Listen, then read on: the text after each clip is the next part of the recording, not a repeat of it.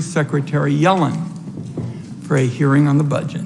This is an important opportunity to discuss big economic challenges, so that's where I'll begin. I'm coming off a string of town hall meetings across my home state of Oregon, and colleagues everywhere I went, the #1 topic of discussion was inflation. People are feeling it at the grocery store and at the gas pump. In Oregon, a gallon of gas is going for $5.42. People are paying more in rent, in shops, and at restaurants. Now, this is taking place at the same time Americans learned on Friday that unemployment is 3.6%, near 50-year lows, and wages have been rising steadily. Overall, the job market is the strongest it's been in multiple generations. But in terms of what our families are feeling on the ground, inflation is causing real headaches. The challenge is how to tackle it. There's no cure-all, but the focus in Congress has to be on finding real solutions to drive down costs, protect everybody's ability to get ahead, and strengthen our economy for the long run. A first example, Democrats on this committee are leading the effort to bring down the cost of prescription medicine. Americans are getting mugged with every visit to the pharmacy window, and it is long past time to get them relief. Moreover, it's also past time to cut the costs pushed off onto American consumers by these middlemen in our economy, and in the prescription area, they're known as pharmaceutical benefit managers. A second example is energy and climate. Americans are spending huge amounts of money on gas and electricity. Putin's genocidal war in Ukraine is driving prices even higher. Oil and gas companies are raking in huge profits and handing out big checks to executives and announcing stock buybacks that benefit wealthy shareholders. All the while, the climate crisis grows around us. Bigger and hotter wildfires, stronger and wetter hurricanes, and longer and more punishing droughts. So it's a 1-2 punch. Americans pay more for gas, and they're paying more for the consequences of these unnatural disasters. I bet a lot of Americans would be interested in a plan that would lower their energy costs, make Putin poorer, and prevent climate catastrophes all at the same time. That's a big priority for Senate Democrats, beginning with the Clean Energy for America Act, which passed this committee. The bill, for the first time, uses a technology-neutral approach to taxes, and it would put our country on a path to cut emissions in half by 2030. One recent analysis found that our bill would save the average household $500 per year. And the legislation, for the first time in the history of the Finance Committee, stipulates that the more you reduce carbon emissions, the bigger your tax savings. There's also interest in ensuring that oil and gas companies can't game the tax code to pay next to nothing in taxes, and that's far too common today.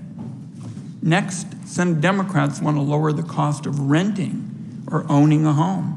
That means investing in new cost-effective housing, as well as cutting red tape, which, as I visited with the Secretary a little bit about before the hearing, is the approach Congress took years ago when it passed an electronic signatures law that I was one of the authors of that helped buyers and sellers who are just making common transactions. The bottom line is Congress shouldn't address our economic challenges by making working families worse off. Yet regrettably, that's what Republicans want to do. The big economic plan coming from the Republican campaign chief, Senator Rick Scott, is to phase out Medicare and Social Security in a matter of years. Now, Senator McConnell has gone to great lengths to keep the Scott plan hush-hush. When he was asked earlier this year what the Republicans' agenda would be if they took back the Senate, he said, and I quote, "That is a very good question, and I'll let you know when we take it back," unquote. Yet Senator Scott coughed up the truth, and he's standing by his plan sunsetting those bedrock American programs for seniors. You can bet that Republicans will want to hand a fresh round of tax breaks to multinational corporations as well.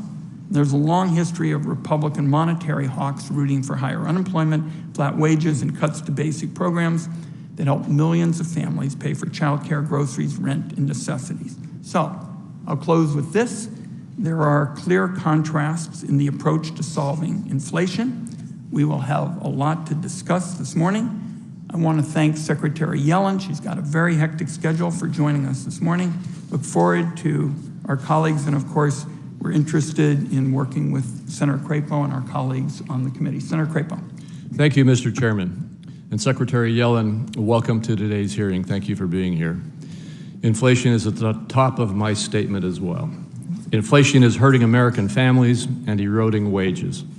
People are adjusting spending even on basic necessities just to make ends meet.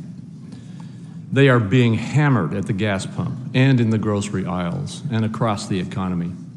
As wages rise to keep up with inflation, odds of an inflationary wage price spiral rise.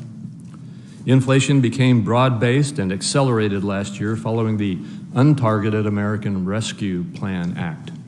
That act poured $1.9 trillion of inflation fuel into an economy with growing supply chain disruptions and households with elevated disposable incomes and liquid savings. Following that, Democrats pushed for trillions more in reckless spending. The result, which many predicted, has been inflation at highs not seen in 40 years. As prospects of recession and stagflation rise, this is no time to consider raising taxes or resurrecting reckless spending proposals from the House-passed Build Back Better bill. The Congressional Budget Office's 10-year outlook is another warning sign that our national debt, currently at $30.5 trillion, excuse me just one moment, is another sign that we are on an unsustainable track, headed to new record highs. Inflation and accompanying higher interest rates mean higher net interest costs to services that service the national debt, crowding out other fiscal priorities. As the economy has been in recovery from COVID-related shutdowns, revenue has been up sharply under the tax system put into place before the pandemic. CBO expects revenue this year to rise to 20% of GDP, the highest in more than 2 decades, and then average well above the 50-year historical average. Nonetheless, Democrats appear to want to raise taxes even more in the face of rising odds of recession. One harmful policy is a minimum tax on financial statement or book income, something so fundamentally flawed that both parties abandoned the previously enacted version more than 30 years ago. This harmful policy would overwhelmingly hit American manufacturers as well as undercut investments in U.S. innovation and emerging technologies. This is not the only proposal from Democrats that would harm the competitiveness of American companies. Another prominent example is the international tax agreement that Treasury has negotiated with the OECD. Under both pillars of the agreement, Treasury has agreed to give foreign countries sweeping new rights to tax U.S. companies. In an apparent attempt to bind Congress, Treasury agreed to terms without engaging in meaningful consultation with Congress. For more than a year, my Republican colleagues and I have repeatedly requested information on the agreement and its potential effects.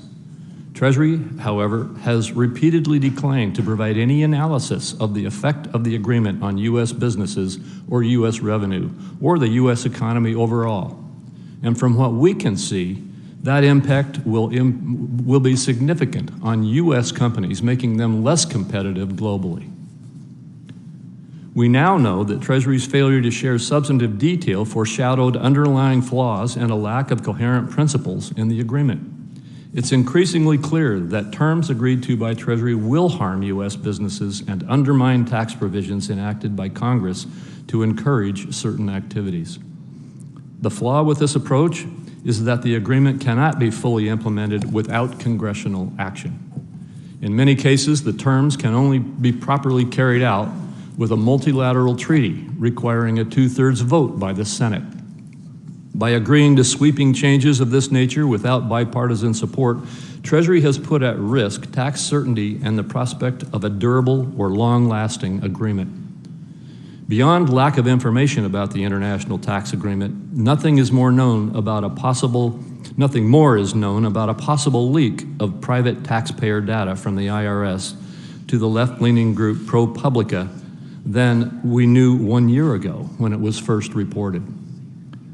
More work is also necessary to establish independent oversight and financial controls over the $350 billion funding to states and localities in the American Rescue Plan, where no meaningful oversight was established. Treasury must also be willing to consult Congress on debt management, which it has thus far only been comfortable doing with Wall Street and the Federal Reserve.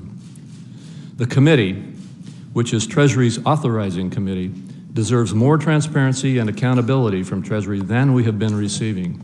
And Madam Secretary, I do appreciate your service, and I look forward to hearing your testimony on these matters today. Thank you. Thank you, Senator Crapo. We'll be working together as we always try. Our first witness will be Secretary Janet Yellen, our first and only witness. Secretary Yellen is the 78th Secretary of the Treasury. She's the first person to have led the White House Council on Economic Advisors, the Federal Reserve, and the Treasury Department. Prior to leading Treasury and the Federal Reserve, Secretary Yellen was a distinguished fellow in residence at the Brookings Institution. She served as president of the American Economic Association, and she's a member of the American Academy of Arts and Sciences and the Council on Foreign Relations. She also, on a matter of great interest to the committee, was a founding member of the Climate Leadership Council. We're very glad to have you, Secretary Yellen. Colleagues, today we're really going to be focused on moving expeditiously. The Secretary has a hard stop at 12:45, and please proceed, Secretary Yellen. Thank you. Chairman Wyden, Ranking Member Crapo, and members of the committee, thank you for inviting me to discuss the administration's budget proposals.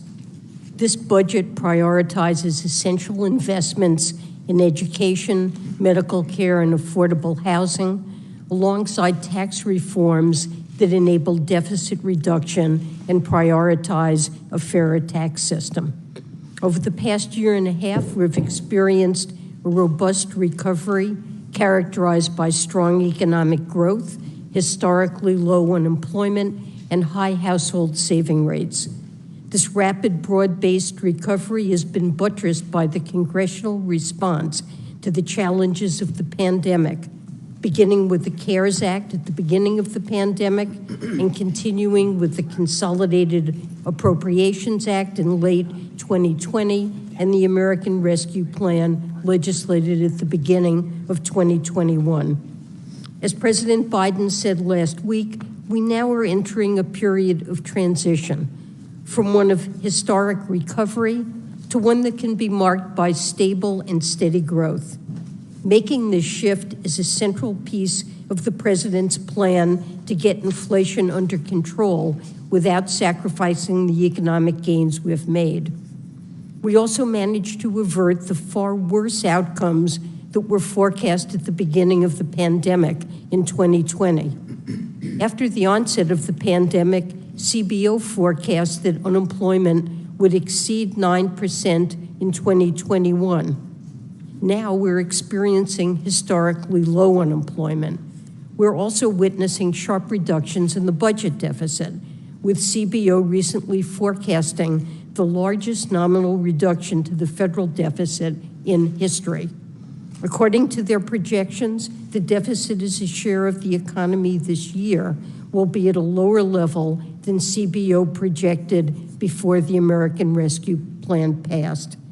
Still, we currently face macroeconomic challenges, including unacceptable levels of inflation, as well as the headwinds associated with the disruptions caused by the pandemic's effect on supply chains and the effects of supply-side disturbances to oil and food markets resulting from Russia's war in Ukraine. To dampen inflationary pressures without undermining the strength of the labor market, an appropriate budgetary stance is needed to complement monetary policy actions by the Federal Reserve. Moving forward, elements of the President's proposed legislation, including the clean energy initiatives and plans to reform the prescription drug market, can help lower the costs paid by American consumers. Is that what you think is going on? Treasury's been actively working with Congress on many challenges. Most important is our joint response to Russia's illegal and unprovoked war against Ukraine. Treasury is committed to doing what we can to ensure that Putin's brutal war continues to be met with fierce resistance internationally. Alongside more than 30 other partners abroad, accounting for more than half of the world's economy, the U.S. government has imposed unprecedented financial pressure measures on Russia and its leadership. Today, the Kremlin has been cut off from the global financial system. The Russian economy is experiencing severe contraction, with most analysts projecting a double-digit decline in Russian GDP in 2022, and they're experiencing sharply elevated inflation.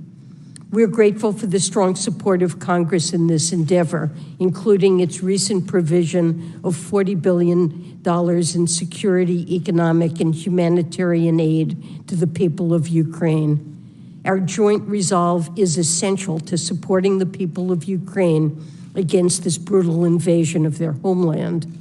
Over the past year and a half, we have successfully collaborated with Congress on the bipartisan infrastructure bill, a bill designed to do the hard generational work of building a more dynamic, structurally sound economy by smartly investing in the future.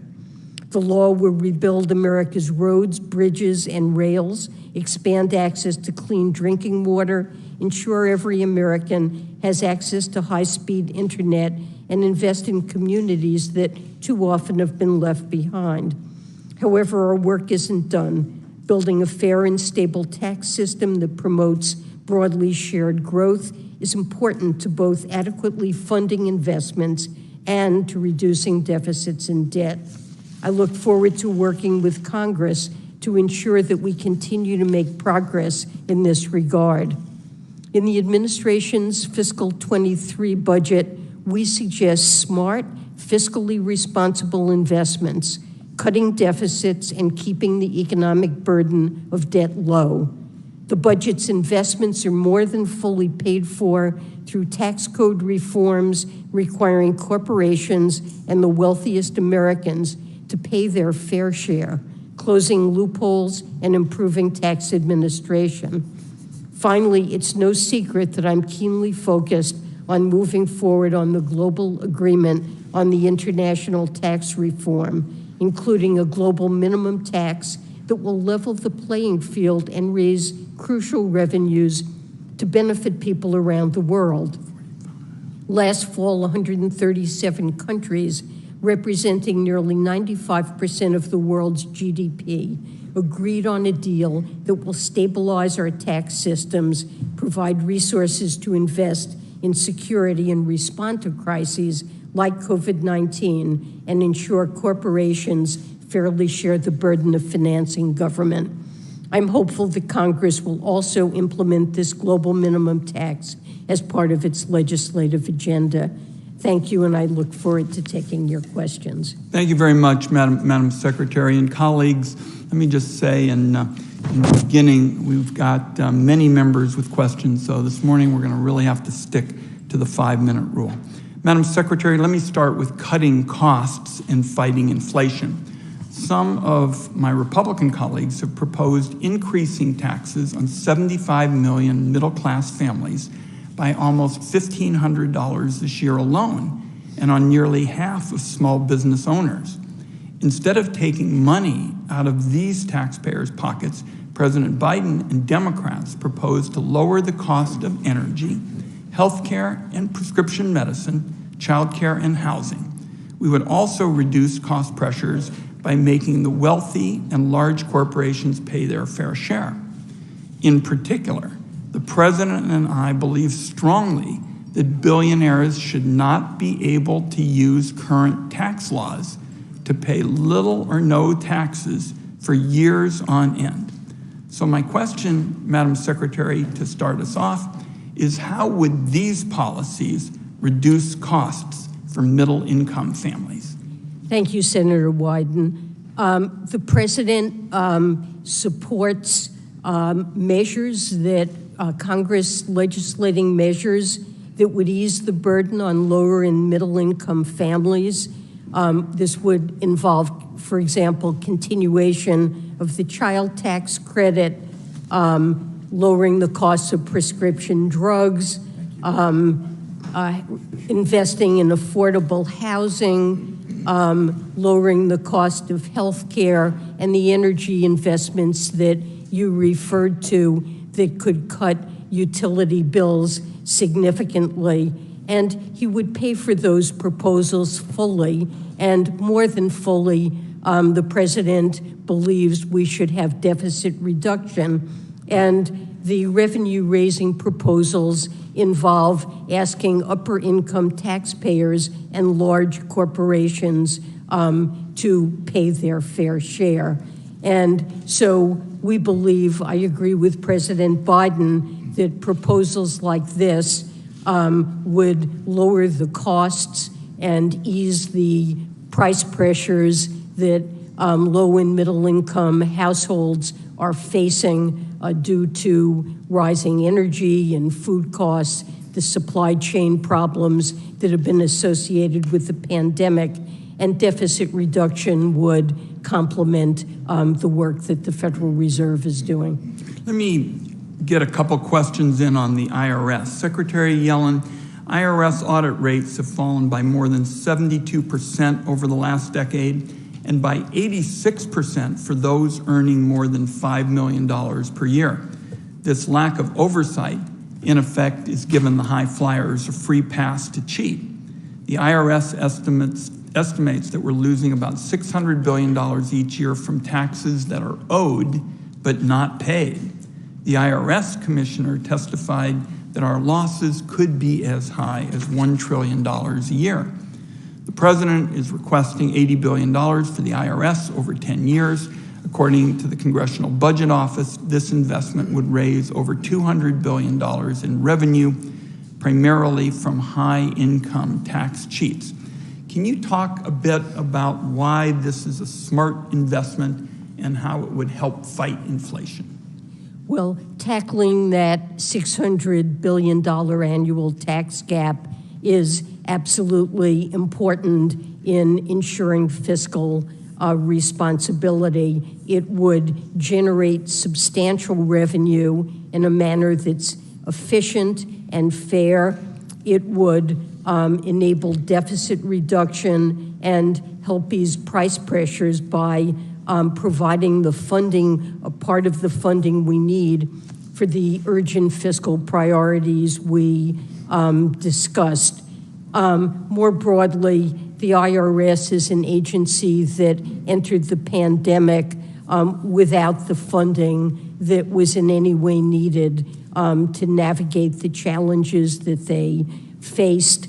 It's remarkable that they were able to perform as well as they did in getting out child tax payments and the economic impact payments, but we absolutely have to invest in the IRS to close that tax gap, which reflects opaque sources of income, mainly by high-income earners that are not taxed. Wage payers who earn W-2 income really pay their fair share, and they need the resources to serve taxpayers, to be able to answer their phones, to be able to ensure that they receive the payments that they're due, and they need to modernize their technology, which is really the oldest dating back to the 60s in the federal government.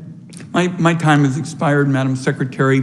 If my colleagues haven't asked it, I'll ask it for the record, but particularly this backlog situation, Oregonians who filed paper returns this year are wondering if the IRS has lost them. Some are desperately in need of that tax refund to pay bills. I'll talk to you about it further. Senator Crapo. Thank you, Mr. Chairman. And Secretary Yellen, you've heard from both Senator Wyden and me today about the significant pain Americans are suffering because of inflation that has accelerated and become broad-based following the enactment of the American Rescue Plan last year.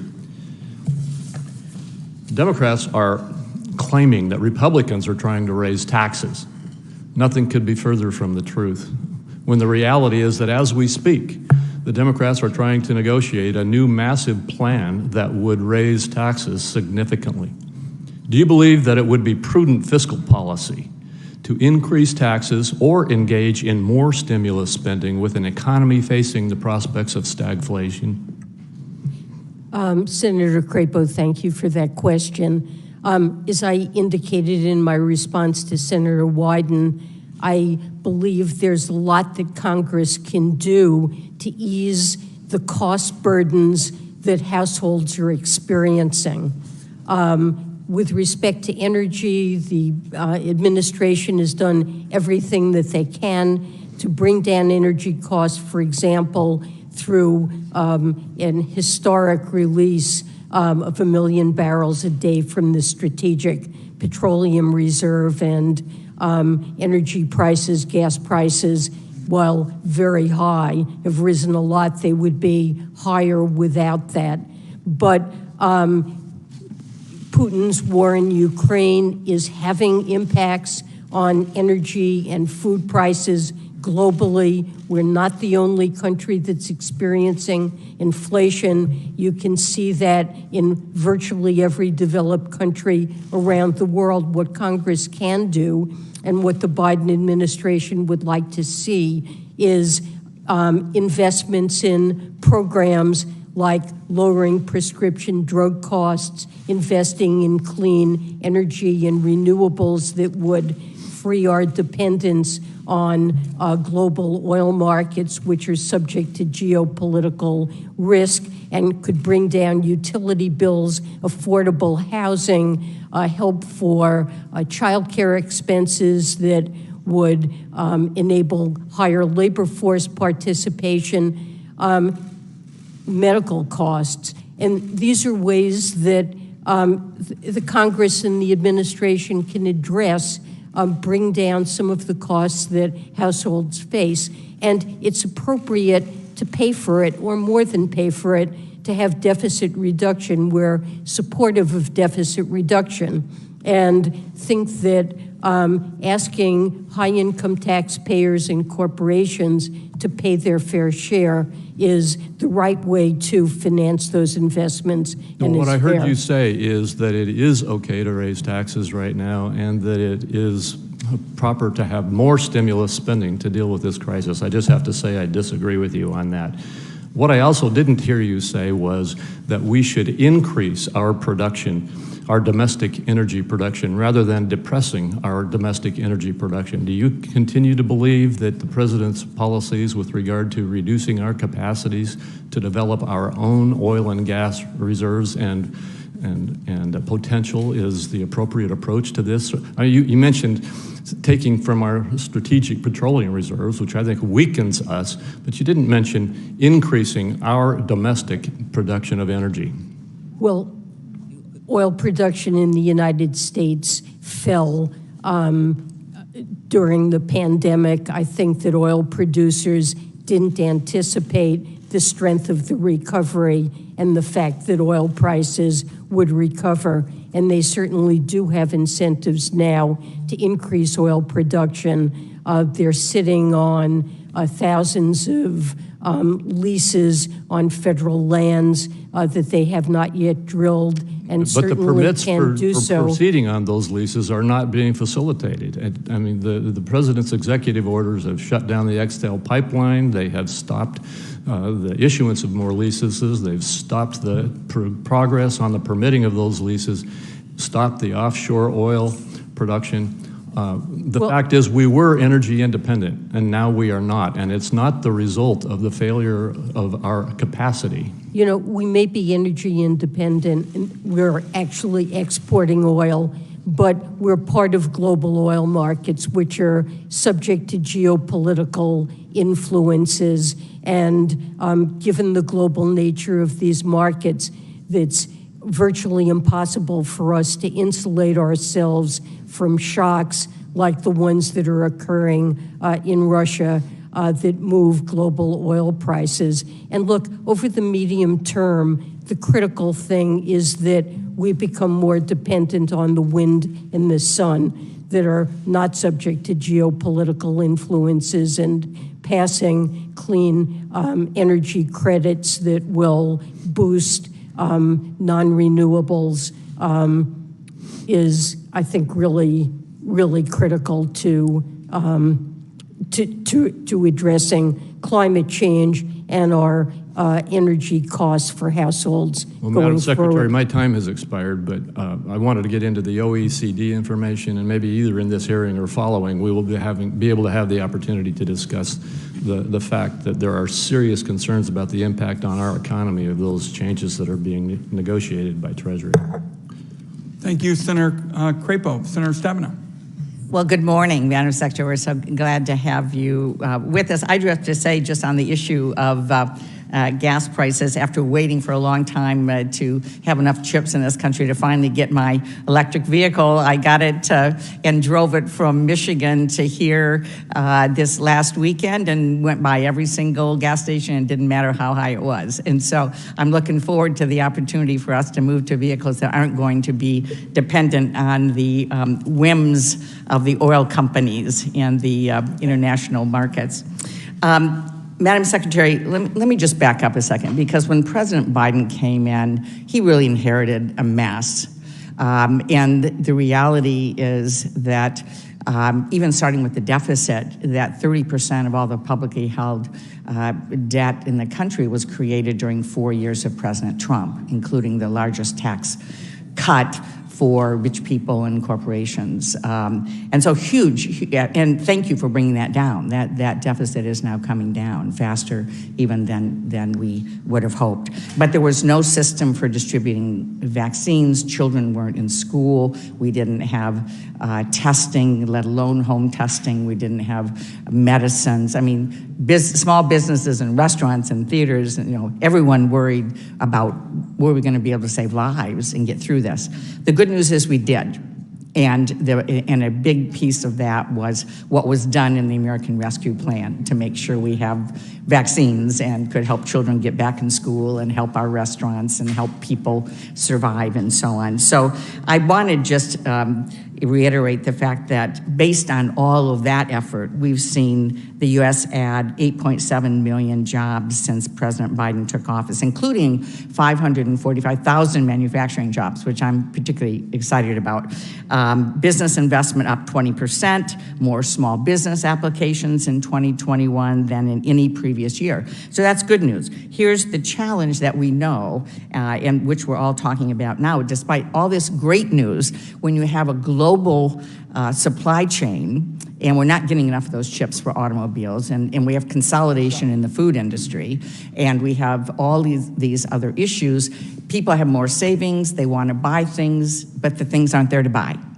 And that's supply chain breakdowns, and that leads to inflation, which is where we are right now, which is what we're all talking about, which is very real for everyone. I mean, the exact story is different in different parts of the economy, but the bottom line is that people have more savings to buy things, not enough things to buy, prices go up, and so here we are. You didn't create that, President Biden didn't, we didn't. It was the result of what has happened in this global economy, frankly, that I think we need to rectify by bringing jobs home, making more things in America and so on, which I appreciate the Biden administration doing.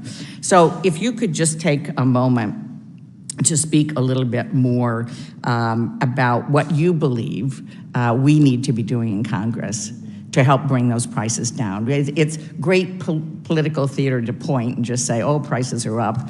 And my reaction is, duh. they're up for everybody. The question is, what are we going to do about it? And that's going to take bipartisan support to get that done. So could you talk a little bit more about what we should be doing to help bring those prices down? So let me say, I think that bringing inflation down should be our #1 priority, and President Biden, in an op-ed on inflation in recent remarks, has indicated that it is our top priority. We do have to recognize the Federal Reserve is charged, has an important role to play, and they're committed to doing what it takes to bring inflation down. And President Biden is strongly supportive of the independence of the Fed and getting out of the way and giving them the room to do what they need to do. I think we can complement that by deficit reduction. But beyond that, the president has done what we can to address supply chain challenges. And as discussed with Senator Wyden, Chair Wyden, that I believe Congress, the president believes Congress can do a lot to mitigate some of the most important and burdensome costs that households face, whether it's that they can't find affordable housing, that prescription drug prices are too high, and we can address that while also raising revenue for the government, whether it's high health care costs or high energy costs, by making the investments in renewables that are necessary to bring down utility bills and shield us from geopolitical developments that provide shocks to our economy. These are things that Congress can do, and in the course of doing that, we'll expand the supply side of our economy because while we know private investment is one important investment we need to make to improve the economy's potential, there are others. Infrastructure, investment in people, in education, in training, investment in childcare and early childhood education, elder care that would enable greater labor force participation. All of that could help to bring down inflation and lead to strong, sustainable, stable growth. Thank you. Thank you, Senator Stabenow. Our next three will be Senator Grassley, Senator Cantwell, and Senator Portman. I believe Senator Grassley is coming back. Senator Cantwell. Thank you. Thank you, Madam Secretary. Thank you for your statement, particularly about inflation and trying to tackle those issues. I certainly believe that if we work together in a bipartisan fashion now, there are things that we can do on all those sectors that you mentioned. I think the information age is giving us data and information, for example, on PBMs or on transparency in oil markets and various things. But one I wanted to ask you specifically about is this issue of a chip semiconductor shortage. The fact that we basically now see a 40% increase in the price of used cars. Our colleague here just said she's buying and getting access to a new electric vehicle, but so many more Americans, the price of everything has gone up. We have our trucking industry saying that they can't even ship built trucks because they don't have the chips to put into the trucks. So every aspect of our economy is now more expensive just because shipping costs are going up. And so we are trying to send a price signal in a competition innovation bill to get America's investments in semiconductors up to a level that will show people that we are going to have a domestic supply and that we are going to be on the cutting edge of the next generation of chips, while also dealing with the legacy shortage that exists in automobiles. The problem is our colleagues here don't understand the international competition and how fast they're moving to make the same investments. How critical is it that do you think that we get this done in this work period, to show otherwise are we losing a much bigger race than just and to make the investments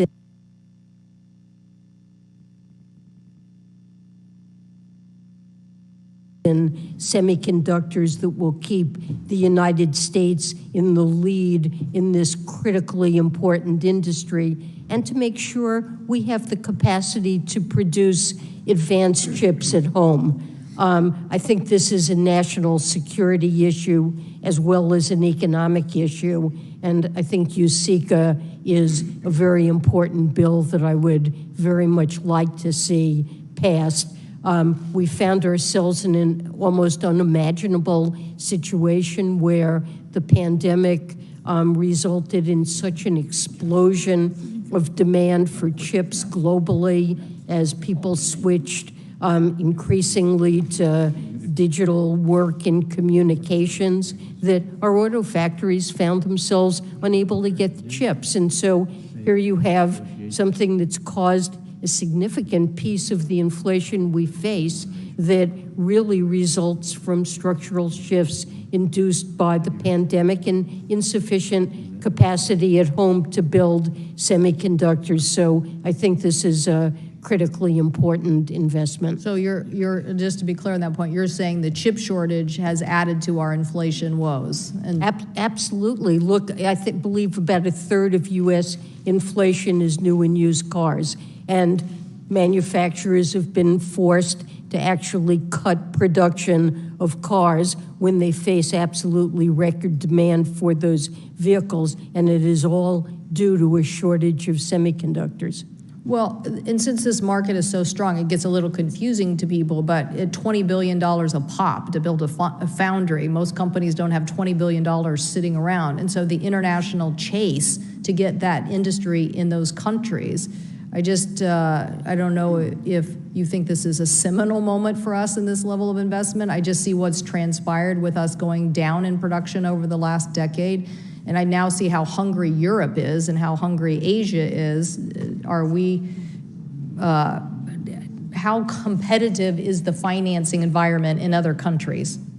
Well, there have been subsidies in many countries of semiconductor production, and certainly a conscious drive in China and other places to boost semiconductor production, and it's drifted away from the United States. And I think we need to do that. It's really critical that we develop that capacity, and certainly American companies understand this and are looking to do it.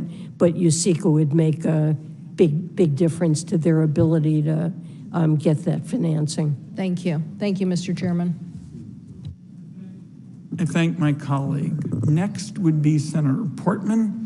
After him, Senator Menendez. After him, Senator Toomey. After him, Senator Carper, Lankford, Cardin, Daines, Brown, Young, Cortez Masto. Thank you, Mr. Chairman. Secretary, thank you so much for always being so candid and presenting today before the committee. Let me start with affordable housing, because we are lacking affordable housing in the state of Nevada and quite honestly across the country. I do know that the state and local fiscal relief funds that were provided in the American Rescue Plan provided states with the ability to make a historic investment in desperately needed affordable housing in communities across our country. In Nevada, we expect to build or preserve at least 3,000 new affordable homes with these funds. It's very important that the American Rescue Plan funds leverage the nation's most reliable and impactful affordable housing production investment, which is the low-income housing tax credit. Here's my concern. I am concerned that in my state and some of the states across the country, they're not able to use the funds that they were received through the state and local fiscal relief funds to leverage those against the low-income tax housing credit. So my hope is that the administration, and particularly Treasury Department, will help us clarify to those states that those funds can be used for that leverage. And I'm curious your thoughts on that process. Well, we are absolutely encouraging the state and local relief funds to be used for affordable housing. And actually, recently we published a fact sheet that explains practices that we have found promising and highlighting some of the ways in which these funds are being used for this purpose. But certainly we are strongly encouraging that these funds be used to boost the affordable affordable housing. I mean, on the low-income housing tax credit, I know there's been an issue around average income regulations, and that was something that Congress intended to provide flexibility to entities that use that credit. And it is our highest priority for our tax team to make sure that those regulations capture that flexibility. Thank you. I am hearing just in my state that by aligning the low-income housing tax credit with state and local fiscal relief funds, that's the difference between building 3,000 units and 8,000 units in my state. So I have introduced the Lifeline Act, and what this bill really does, it allows state and localities to loan the state and local fiscal relief funds to the low-income housing tax credit projects. The loan authority is necessary because of the obligation to spend all of the state and local fiscal relief funds by 2026. That's my first priority, to pass that. As you can see, there is a challenge in getting both sides, Republicans, Democrats, on board essential legislation to lower costs for families, unfortunately. So my next ask is that I am hopeful that the Treasury Department clarifies in its final rule and it allows those types of loans, whether they're blended loans or grants to nonprofits that provide loans, just clarifying through your rules that those funds can be used in that way. That will help us build these more affordable homes in my state and across the country. I'd be happy to work with you on that, and I'll make sure that my staff is in touch with yours to make sure that we're addressing that. Thank you. I appreciate that. Let me jump to Social Security Administration. I appreciated the recognition in the budget of the challenges faced by many individuals in accessing Social Security Administration services. Communities are still reeling from the public health and the economic impacts of the pandemic, and in many cases, the services and supports that the Social Security Administration provides are key to helping individuals recover. Can you talk through the investment in the Social Security Administration that you've proposed in the budget, and how will they help folks access their earned benefits when they need them? So I know that that's the purpose of those investments. I'll need to get back to you on details. Please do. I was just in my home state, and we are talking about the high costs that we are seeing at so many levels. And to the extent that we can work together to lower costs at all levels for families, including those that are relying on Social Security, will be beneficial, not just in Nevada, but across the country. Secretary, thank you again for being here. Thank you, Senator. Thank my colleague. I'm very interested in working with her on these housing issues. That is so crucial. Senator Toomey's next. Thank you, Mr. Chairman. Madam Secretary, welcome back to the committee. I'm going to talk a little bit about a subject on which you and I disagree, which won't surprise you.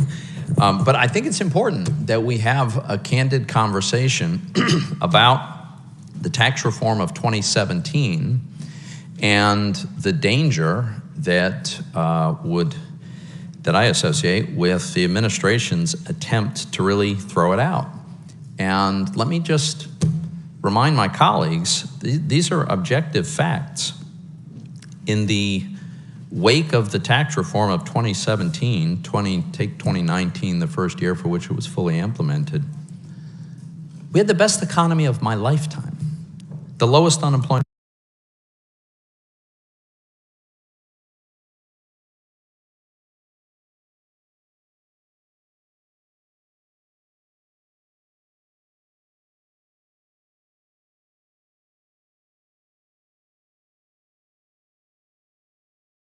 Becoming more affluent, they were able to improve their standard of living, contrary to today, where the wage growth is not keeping up with inflation. And so today's workers are falling further and further behind under the current economic circumstances. But getting back to post-tax reform, corporate inversions had stopped entirely. It wasn't that they slowed down. We haven't been able to identify a single corporate inversion since our tax reform, which was designed in part to stop corporate inversions, went into effect. There's also the shift in the tax burden, which, contrary to what some of our colleagues like to suggest, the 2017 tax reform shifted the tax burden even more to higher income people. the top 1% of wage earners paid a greater share of the total tax burden as a result of the 2017 tax reform. The bottom 50% paid a lesser percentage, and today the top 1% makes about 20% of the income in America, pays about 40% of the taxes. But what about federal tax revenue? Oh, well, that surged. And this year, looks like we're gonna reach another record high. It's coming in so far this year, 22% higher than last year, and last year was a record.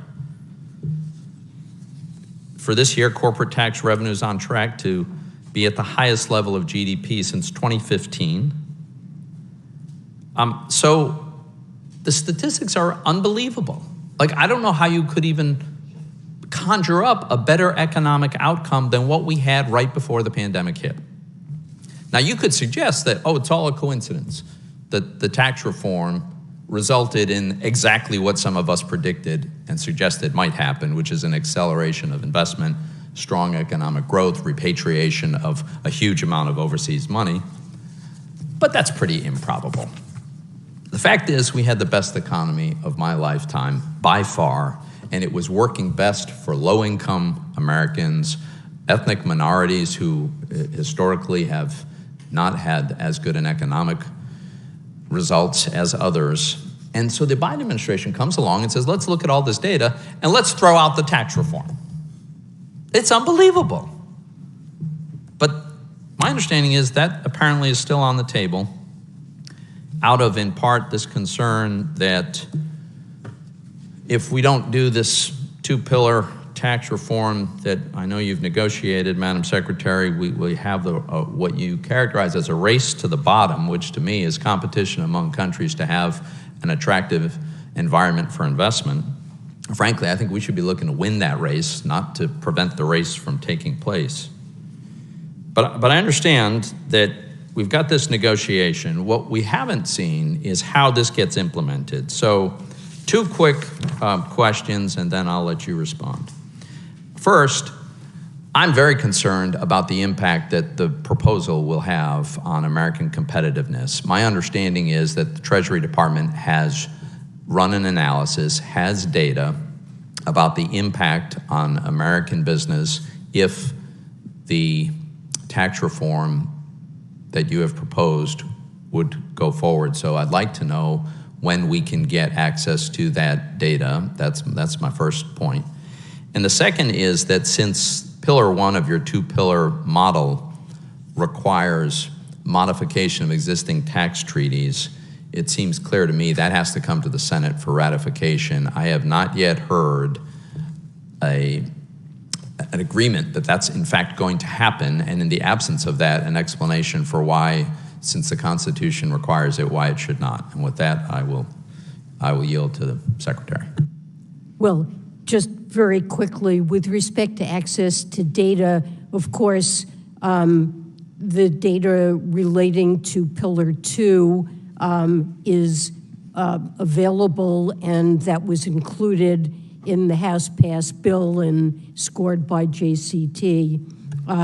So I think you must be referring to Pillar 1 right, and the impact that that would have. And what I would say there is that it could go either way, depending on the details which have not yet been decided in the Pillar 1 negotiations. The impact on fiscal revenues will be small. Pillar 2 has a big impact. Pillar 1 will have a small impact. We're a very large market economy. We will gain revenue from our ability to tax foreign corporations that are doing business in the United States where we consume those services. We will lose some from revenue that's taxing authority that's reallocated to foreign countries. Net, it could be positive or negative depending on details that have not yet been worked out, and that's why we've not provided data. We will when those details are clearer. And the ratification process? And the ratification requires Congress's approval. I think there's no doubt about it, but the form that needs to take is still to be determined. Thank you, Mr. Chairman. Thank my colleague. Just so we're clear, one of the first things we stated at the outset is we've got Senate Republicans now proposing to increase taxes on 75 million middle-class families by almost $1,500 this year alone, and on nearly half of small business owners. Senator Carper.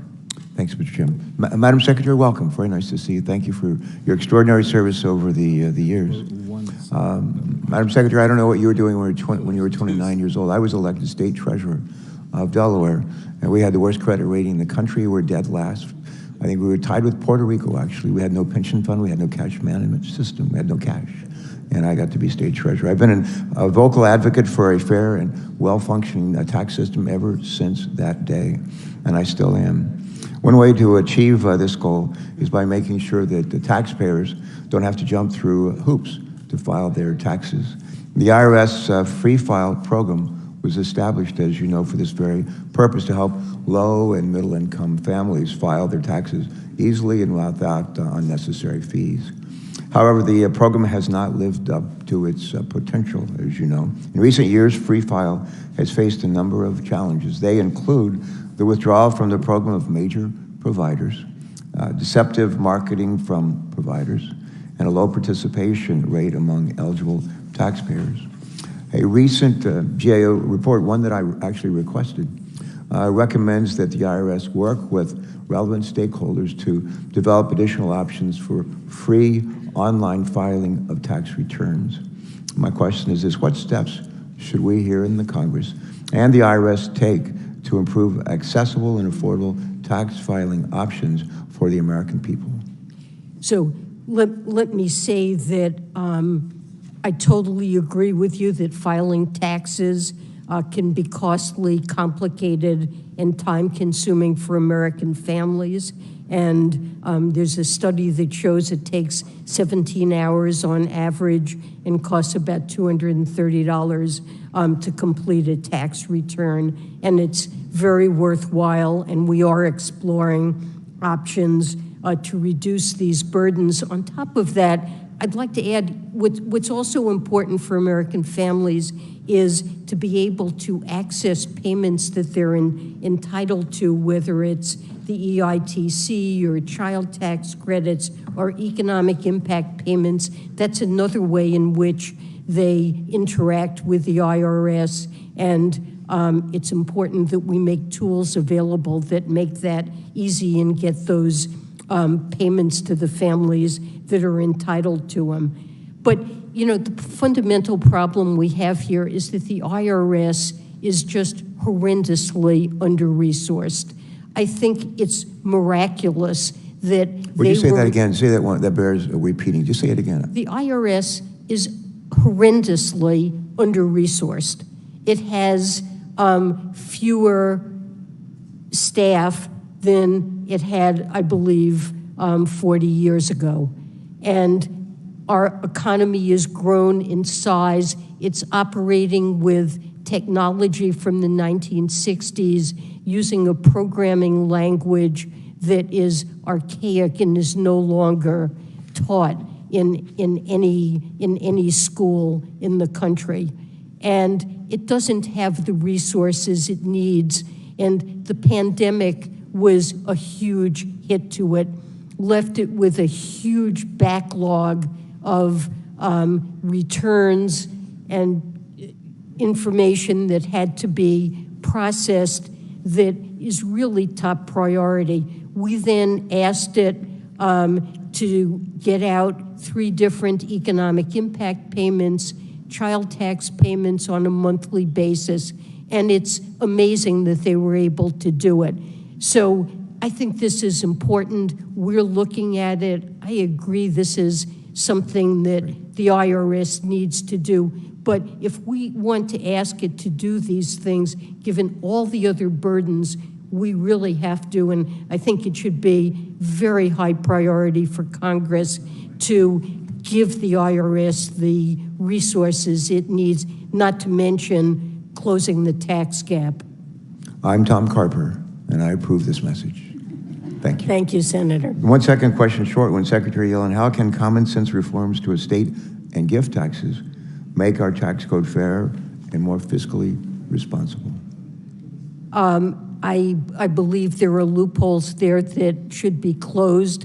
We put out a number of proposals relating to estate and gift taxation in the Green Book, and we're exploring ideas where we believe that we can curtail some techniques that are used that we can do under existing authority. Agree with you. That's an area to be scrutinized carefully. I'm going to ask you to respond more fully in writing, but thank you for that initial response. And again, thank you for joining us today and for your work. Thank you, Senator Carper. Senator Langford's next. Mr. Chairman, thank you.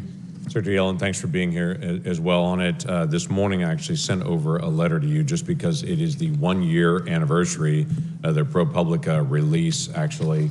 And the challenge that we have is getting information about taxpayer information and how it is kept secure. We have asked for just a hearing, just a briefing, just to be able to sit down with you and your team and say, how is taxpayer information being protected? What has changed in this time period? We're not asking for the specific 6103 information. We're not trying to get into the specifics of what's out there with ProPublica. We know there's an investigation. But at the 1-year anniversary, we just want a yes or no answer. Can we get a briefing with you and with your team on how taxpayer information is now being protected and what's changed?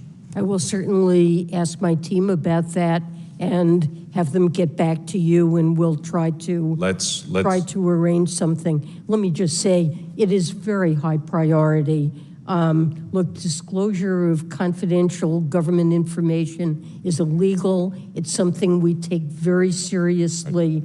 There are procedures and controls in place. We're just a year into it, and we haven't got any information on what's actually happened. So we've heard that, but we just don't know what's actually happening behind the scenes. We just continue to hear and see information leaked out over and over again. So we want to get as much information as we can on it and what's being done, how things have changed. Absolutely. I don't think that there's information that's being leaked out over and over again. If there is, I'm certainly not aware of it. Well, thank you. We'll follow up on that. We would like that briefing, Tom, on the OECD question on this. This is a challenge for us as we're just trying to keep flow of information as well. Of what's actually happening on it. In this case, I'm going to show you a map real quick. In this case, we've got an American company. This American company has done everything we've asked them to do based on tax policy. Their jobs are here. Their intellectual property is here. Their research and development is all being done here. They've done all that according to our tax code that Congress has passed to incentivize that. Now, all these countries in the dark blue will have leverage over those American companies that are following our tax law to be able to determine how much they're going to now pay overseas. So if China or the UK gives a subsidy instead of actually having R&D credits on it, then suddenly these American companies following American law are now going to pay more. So our concern on this OECD agreement that's happening is it seems to be structured to incentivize companies to move their IP internationally or to move their R&D internationally. That would allow them to be able to balance out their tax portfolio. Help me understand where I'm wrong on this. I don't understand that. I mean, we are the only country that imposes any minimum tax on the foreign earnings of our multinational corporations. It's currently at 10.5%, but on a blended rather than country by country basis.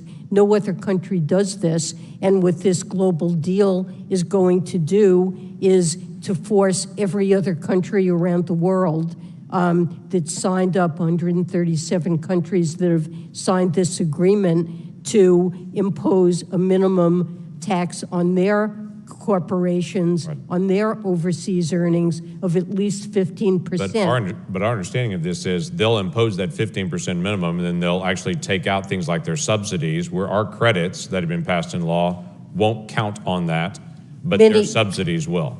Many of our credits will count on that. But their subsidies won't, yeah. Well, it's structured so that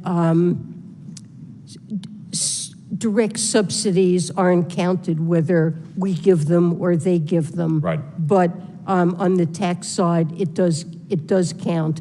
But we certainly would work with Congress to make sure that the benefits that Congress intended, the business credits, are structured so that they will be available. So yeah, that is reassuring to hear, because we've not had this sense of working with Congress through this process. It seems to be a deal that's negotiated everywhere else, and it's coming back to us last. Obviously, according to the Constitution, revenue changes have to be done through Congress and have to be voted on here. There seems to be an incentive to be able to move to something very different. This is the same thing we're dealing with the foreign tax credit piece right now.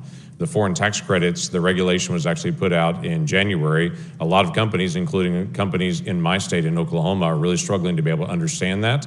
We've had folks from Treasury that have come out and said more guidance is needed, but it seems to be the train is still moving, and they're still trying to figure out, only with an audit at some future date, if they were following the rules or not on this, because the guidance has not actually come out on time. So can you help me with the foreign tax credit piece to know, is this going to be delayed, or is this still going to be implemented this year when there's not guidance, but there's been a change, and it's been a change that's been different than what's happened for decades? Well, we have issued a regulation, but no we guidance. do understand that there are some issues that businesses have around it, and we certainly wish to work with you to address those. Will it be delayed, the implementation, until they get guidance? Time of the gentleman's expired. Let's get an answer to this. I don't think it will be delayed, but we'll work to address issues with it. I thank my colleague. Senator Cassidy's next. Madam Chair, several things. Madam Secretary, I'm sorry. Social Security is going insolvent. The administration has not proposed anything to address the insolvency. Is there going to be a plan coming forward from the administration to address Social Security insolvency, which is, I think, 12 or 13 years away now, with all the implications of further delay makes it harder to address? Well, so we gained 1 year in terms of the life of the Social Security fund, how long it continues to fund benefits. That was in the recent Yes, but that's, Security if you take a report. 75-year scoring, we've learned that it's going to be a $211 trillion deficit over 75 years. So saying that it's going to be extended 1 to 2 years seems almost, silly. No offense. So I do believe this is something, it's certainly true that it's not sustainable on a 75-year basis, and this is something that Congress and the administration should address. This is not news, I would say. We've known about this for at least 30 years and have not taken steps to address it. So you agree it's important to take those steps? I do believe it's something we should do. Let me move on. As regards the inflation, one variable that we can potentially impact is the price of oil and gas. Now, you've mentioned how it's an international market and there's some limit as to the impact of what we do locally. But that said, the administration has proposed decreasing tax incentives for the production of oil and gas. Now, if you decrease tax incentives, you're going to have less oil and gas produced. Now, that's going to intuitively decrease supply and contribute to that upward pressure. Does that make sense? Well, over the medium term, we absolutely need to move to renewables and to But I'm speaking about right now. If we decrease tax incentives to produce, that will decrease supply. And yet the administration is proposing to do that. Well, I'll just make that point and then move on. Indeed, if we're going to speak about, I have a quote here, apparently one of the major problems with producing oil and gas right now is the cost of oil field services. And here's a quote from the CEO of Occidental. She says that the, quote unquote, the paraphrase, given how expensive drilling and oil field services have gotten, it's almost value destruction if you try to accelerate anything now. Now, what would you think about increasing the tax incentive to drill oil and gas, recognizing what the CEO of Occidental says, that the cost of oil field services are so great, it is value destruction to attempt to accelerate?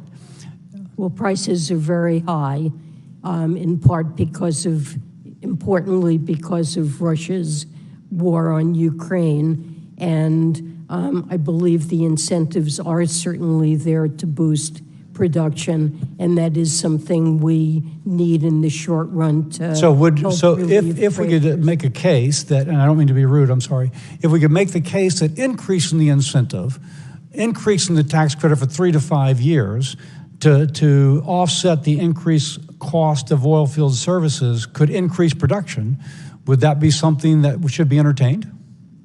Well, look, I think it's profitable as it is. Prices have gone up a lot, and that helps to offset those costs to help oil companies cover them. And so the price system is working and provides incentives. Now, what we're trying to do is lower the cost. Well, let me just move on. We're in a situation right now as regards Russia and the price of oil, in which, because of the restrictions on purchasing Russian oil, their oil profits have increased. So they're selling less, but at a higher price. To say one more time, Russia now makes more money from oil and gas sales than it did before we began to apply sanctions. Now, the Europeans have considered coming together as a buying bloc to limit the price that we will pay, monopsony power, if you will. We'll pay the price of production, but no more. And so therefore, we don't pay the higher price at the pump, but they don't get the increased revenue. Is the administration participating in this? Or are we taking the lead in this? Is this something that we would entertain? Absolutely. Our objective is So absolutely, we are involved in discussions to come up with a buyer's block that will not pay more than X amount? Yes, we are. Can you give a kind of assessment of where those negotiations are? Extremely active. Senator. I think what we want to do is keep Russian oil flowing into the global market to hold down global prices and try to avoid a spike that causes a worldwide recession and drives up oil prices. But absolutely, the objective is to limit the revenue going to Russia, and the kind of strategy you suggest, there are different ways technically of accomplishing that, but it's certainly a desirable strategy. The time of the gentleman's expired. Thank you. Thank my colleague. Senator Cardin. Thank you, Mr. Chairman. Madam Secretary, thank you for your service. I first want to just concur with the comments of our Chair, Senator Wyden, and Senator Carper in regards to needing predictable, sustainable funding for the Internal Revenue Service. The budget that the administration has supported does that, but we need staying power here. I've been working with Senator Portman when we were both in the House of Representatives trying to modernize the IRS through resources for the level of service, for the fairness in enforcement. And I just really want to underscore the commitment needs to be there for a sustained period of time so the IRS can provide the level of service that Americans expect and provide the fairness in our tax code. But I want to question in regards to affordable housing. Over this work period, I was on the Eastern Shore of Maryland and Cambridge, looking at some of the challenges we have there for affordable housing. That's a rural area. We go to urban centers, rural areas, we have affordable housing issues. And there are several provisions in the administration's budget that I think are important, that have bipartisan support. We could talk about the historic tax credits, which was used in regards to Cambridge. We can talk about the new market tax credits. Senator Blunt and I have introduced legislation that would extend and make permanent the new market tax credits. Low-income housing tax credits has been an issue that we've had bipartisan support.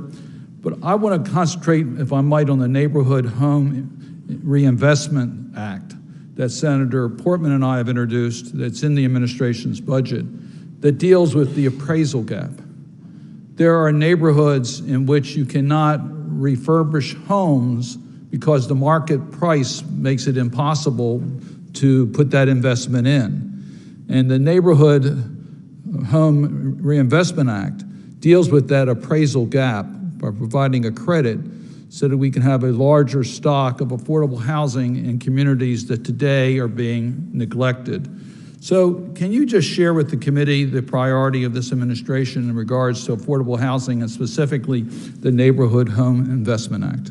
Well, we're certainly supportive of that. And affordable housing, I think, is one of the most serious and growing challenges we face in this country, and the administration is trying to think of everything we really can to promote the building of affordable housing, the low-income housing tax credit, the New Markets Initiative, and other things that the administration can do internally to try to promote affordable housing. I would just underscore, as we talk about American families struggling today because of increasing pricing, housing is one of the key areas. We know we have a tremendous shortage. So I just hope that you would put a real priority on it. We have bipartisan support. We need not only for your support, but your active engagement in order to get this to the finish line, because we have strong support on this committee, and I hope that we'll see it in one of the tax bills that make it to the president's desk for signature. I want to talk about another tax issue that is moving in Congress. The House has taken action on retirement security, a pretty comprehensive bill. Our chairman and ranking member, Chairman Wyden and ranking member Crapo, are bringing all of us together in regards to retirement security. I've worked with Senator Portman for many years on these issues.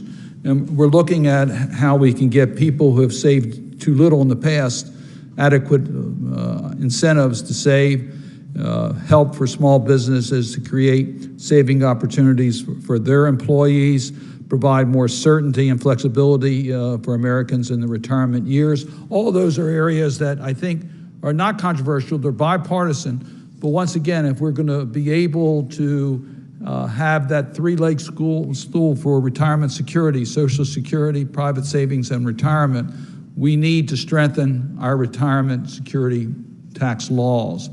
We need your push here to get to the finish line, because there's a lot of stakeholders, a lot of interest groups, and we've got to come together in a relatively short period of time in order to get a bill passed. Is the administration willing to help us get a retirement security bill to the finish line? We certainly look forward to working with you on it, and our staffs can talk to one another about what's needed. We're certainly glad to work with you on that. Well, I appreciate that. We're going to need some priorities here from the administration to help us. There are different views, and we have to reconcile different committees here in the House and the Senate. I know there's a lot on your plate, but I would urge you to give this a high priority. Thank you, Mr. Chairman. Thank you, Senator. Thank you, Senator Cardin, and Senator Crapo and I are going to give the retirement bill a very high priority. Good work. Senator Portman's next. Thank you, Mr. Chairman, and thank you for your focus on the retirement policy front, as well as the ranking member Crapo, and to Senator Cardin. Thank you for asking the question. I appreciate your willingness to continue to provide technical assistance to us and get through this. This is one of the great bipartisan opportunities we have that actually help the people we represent at a time when people's savings are under more and more stress, and during COVID, a lot of people took money out of their savings. This will help them save for their own retirement through private retirement, and deals with really the 4 or 5 concerns that on a bipartisan basis all of us have raised with regard to the retirement system. And so thank you for working with us on that, and thanks you to Senator Cardin for raising it. On the issue of foreign tax credits, I'm very concerned with the new regulations, in particular the lack of notice and comment that went into the final draft of that. It's a pretty simple issue to me because countries all around the world provide foreign tax credits, so there's not double taxation. So if a U.S. company pays taxes overseas, you don't want to double up and have them pay taxes here, because we want more U.S. companies to do business overseas. I'll give you an example. In my hometown of Cincinnati, Procter & Gamble has over 10,000 employees. 40% of those workers support global sales, international sales outside of the United States. So this is great for us. A lot of those are service jobs, back office jobs, high-paying jobs, by the way, white-collar jobs that help strengthen our Ohio economy. But this happens all over the country. And so my concern is that the interest in avoiding double taxation is compromised when you look at these new regulations. Post TCJA, which was 2017, we saw that if businesses are able to compete and workers are able to compete, they do pretty well. In fact, we had a lot more money come back into this country because of that. And we stopped inversions altogether, something all of us, were wringing our hands about and being very concerned about, which is companies literally becoming foreign companies to avoid the tax laws here. We stopped them, shut them down. So I think what you're doing right now with these new regulations is pulling us in the wrong direction and back to where we were not competitive. So I appreciate you've indicated you want to make changes to the cost recovery and royalty withholding portion of the rules. But I also understand that you've indicated you will not be amending the rules dealing with the creditability, the ability to take credits with regard to withholding taxes on services. And again, that's a lot of what we do in this country. So my question to you would be, one, do you agree with me that we want to have global companies here in America that are expanding jobs here and therefore taking advantage of what, again, the global community does, which is these tax credits, including for services? Or are we just on a different philosophical plane here? If so, that'd be helpful to know. And second, would you be willing to take a look at these regulations as they relate to services in particular to help protect jobs here and look at particularly further modifications for withholding taxes on services? So let me say first, of course, we will look at any concrete suggestions that you have and work with you. We understand that there are concerns about these regulations, and we certainly will revisit them and look at comments. But philosophically, let me say, we think that these regulations are very important to protect critical interests of the United States.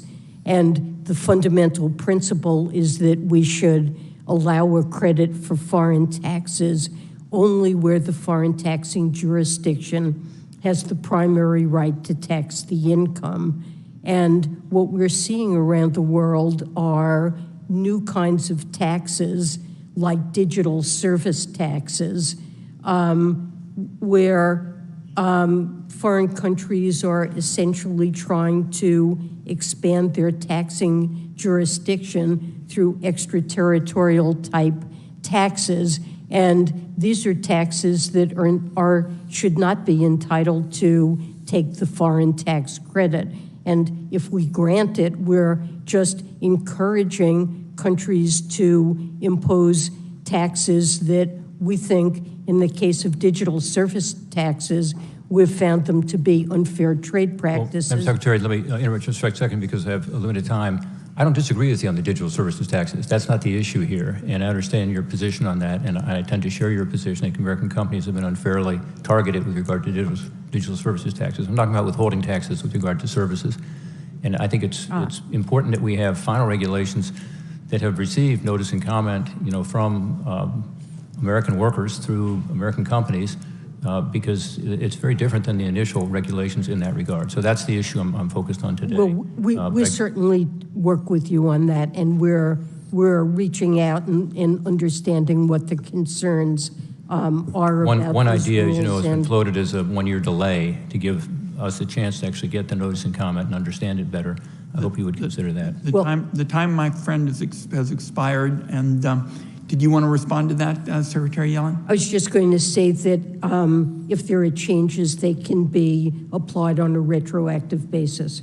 Very good. Thank you. Senator Daines is next, and then I very much hope we can get Senator Casey, who's been so patient, and we'll have to see who else is coming. Senator Daines. Mr. Chairman, thank you. Secretary Yellen, thanks for being here today. I do want to talk about inflation because that's what everybody's talking about back home. The chairman mentioned that in his opening remarks. It's truly remarkable what's happening with the inflationary hurricane force winds that are blowing today. It's in the minds of the people that I serve every day, Montanans, every day. They're seeing it at the gas pump, they see it at the grocery store, they see fertilizer prices for our farmers. The Biden administration has attributed, though, this broad-based rapid inflation that began last year to Putin. We've been attributed to greed, to triggered exploitation, to profiteering.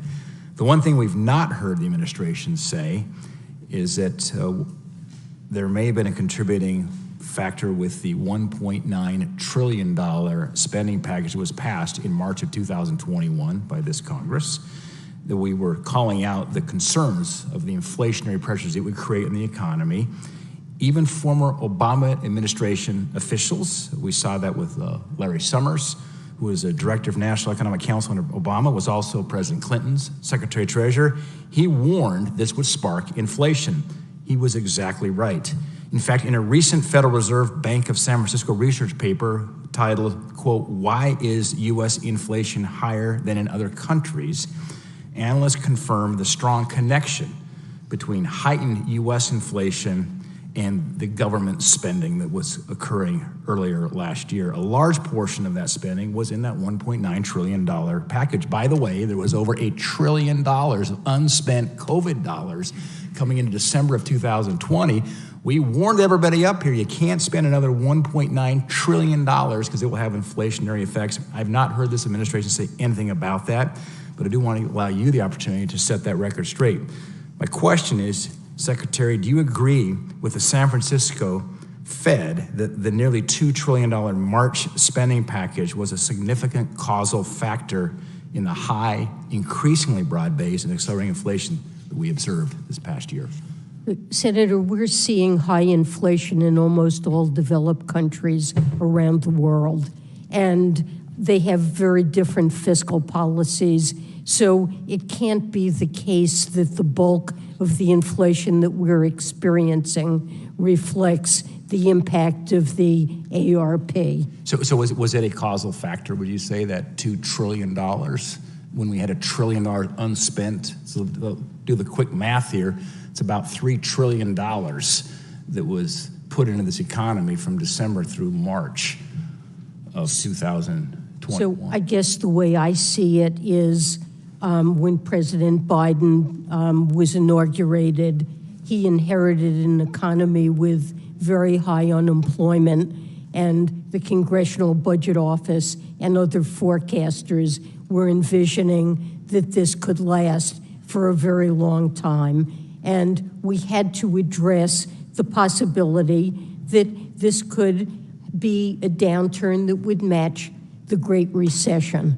And so in designing a policy, there are various risks that need to be taken into account. Of course, inflation was one of them, but the overwhelming risk was that Americans would be scarred by a deep and long recession, and that they would lose the roofs over their heads and not be able to feed their families. Right. Well, I respectfully, I mean, if there was a forecaster who was worried about the high unemployment rates, that forecast was, I think, massively off, and we're seeing now the biggest challenge, of course, is just families cannot afford to keep food and fuel. Well, inflation is the number. There's no question. I want to talk about OECD for a moment here and China's compliance. We've seen China's recent history of non-compliance with international agreements. I'm concerned that China's not going to play by the rules with this agreement. Whether they'll ever play by the rules becomes a question. Here is the question: what makes you confident that China won't similarly stonewall efforts under the OECD agreement to determine whether Chinese companies are in compliance? And this gets back to the SEC issues and so forth. So China agreed, was one of the 137 countries that agreed to comply with these rules, and we expect it to do so. But if it fails to do so, this agreement contains an enforcement mechanism that will allow the United States or any other country that has adopted the global minimum tax to impose taxes on China's companies that would be the same as if China had complied. So there is a tough enforcement mechanism in this deal, and if China doesn't comply, then the U.S. and other countries where Chinese firms do business will be allowed to collect the taxes on those Chinese firms, on their business outside China, that China hypothetically refuses to collect itself. Time of the gentleman's expired. Senator Grassley. You're next. I was hoping we could get Senator Grassley and Senator Casey, but we have had a number of colleagues coming in. Let me ask my colleague from Indiana, have you voted already? I have not, Chairman. Okay. I have not either. Well, the vote hasn't started. All right. We'll go with Senator Grassley, and then we'll go back to the regular order. Thank you. I can't remember that you've said anything about corporate greed being a cause of inflation, but several members of your political party have, and yet we have mainstream Democratic congressmen or economists reject the greed theory. Jason Furman called it a sideshow. Larry Summers said it was a diversionary. Benjamin Page said it was a red herring. And Catherine Rampel for the Washington Post referred to it as an inflation conspiracy theory. What is your opinion? Does corporate greed explain the broad-based price increases consumers are currently facing? Well, I guess I see the bulk of inflation as reflecting demand and supply factors. And on the supply side, we've had huge supply chain issues due to the pandemic and shifts in the pattern of consumption away from services and toward goods. We've had enormous increases in food and energy prices, partly reflecting Russia's war on Ukraine. I think you're answering the question in a way that I'm glad you answered it, because I think that your answer rejects the corporate greed argument that we've been hearing. Next question, my concern with the current focus on so-called corporate greed is that it risks taking us down the failed roads of the 1970s, where we had price controls and windfall profit taxes. These policies led to rampant shortages, most notably gas lines around the block. Do you agree that neither price controls nor windfall profit tax are viable solutions to inflation and would have serious negative consequences? Well, I do believe in a strong antitrust policy, and that's something that's been a priority of the Biden administration.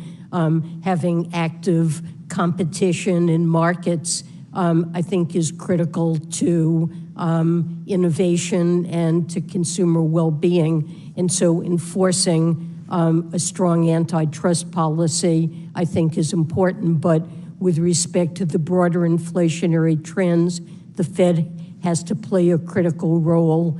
I think deficit reduction deserves a complementary role. And we've discussed earlier in this hearing ways in which Congress can bring down many of the costs, possibly not food and energy, but costs that are really burdening American households, whether it's prescription drugs, the lack of affordable housing.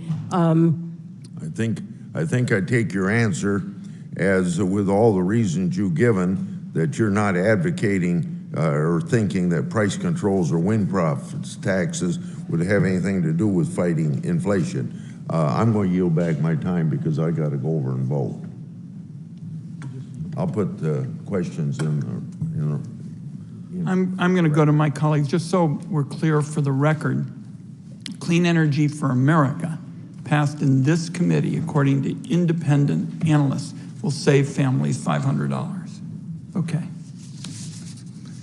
Let's see. Now we have an order of appearance, Senator Menendez. Thank you, Mr. Chairman.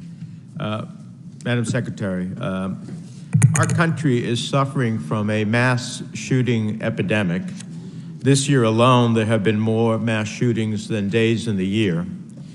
22 schools have come under gunfire already this year, including Robb Elementary School in Uvalde, Texas, where 19 children were killed in cold blood in their classroom along with 2 teachers by an assault rifle. According to the Washington Post, more than 311,000 children at 331 schools have experienced gun violence at school since the 1999 Columbine shooting. After decades of Republican obstruction to Democratic efforts to address this epidemic of school shootings, we are now learning the long-term cost of this trauma. Researchers at Northwestern University found that students who are survivors of gun violence at school are less likely to graduate high school, and they are less likely to attend and or graduate from college. These survivors are also less likely to be employed as adults than their peers. And if they are employed, they are likely to earn less over the course of their lives. So, Secretary Yellen, what is the economic cost of allowing the trauma of unabated gun violence in our communities and schools to continue unaddressed? Well, Senator Menendez, let me first say I am also horrified by gun violence, what we've seen in recent weeks over many years. And I do hope that Congress will take long overdue action and put in place common sense measures to reduce gun violence. I'm not an expert at all on the psychological impact of gun violence on student learning or human capital accumulation, but and I'm not knowledgeable of the study that you mentioned, but I do know that there is a large literature in economics that documents that events that take place in early life in childhood can have a lifelong impact on life outcomes, on labor market outcomes, on psychological well-being. And so it only stands to reason that the threat of violence at schools it keeps our kids So let me just learning. ask you from an economic, I know you're not a psychologist, but if Northwestern University's study that found that students who are survivors of gun violence are less likely to graduate high school,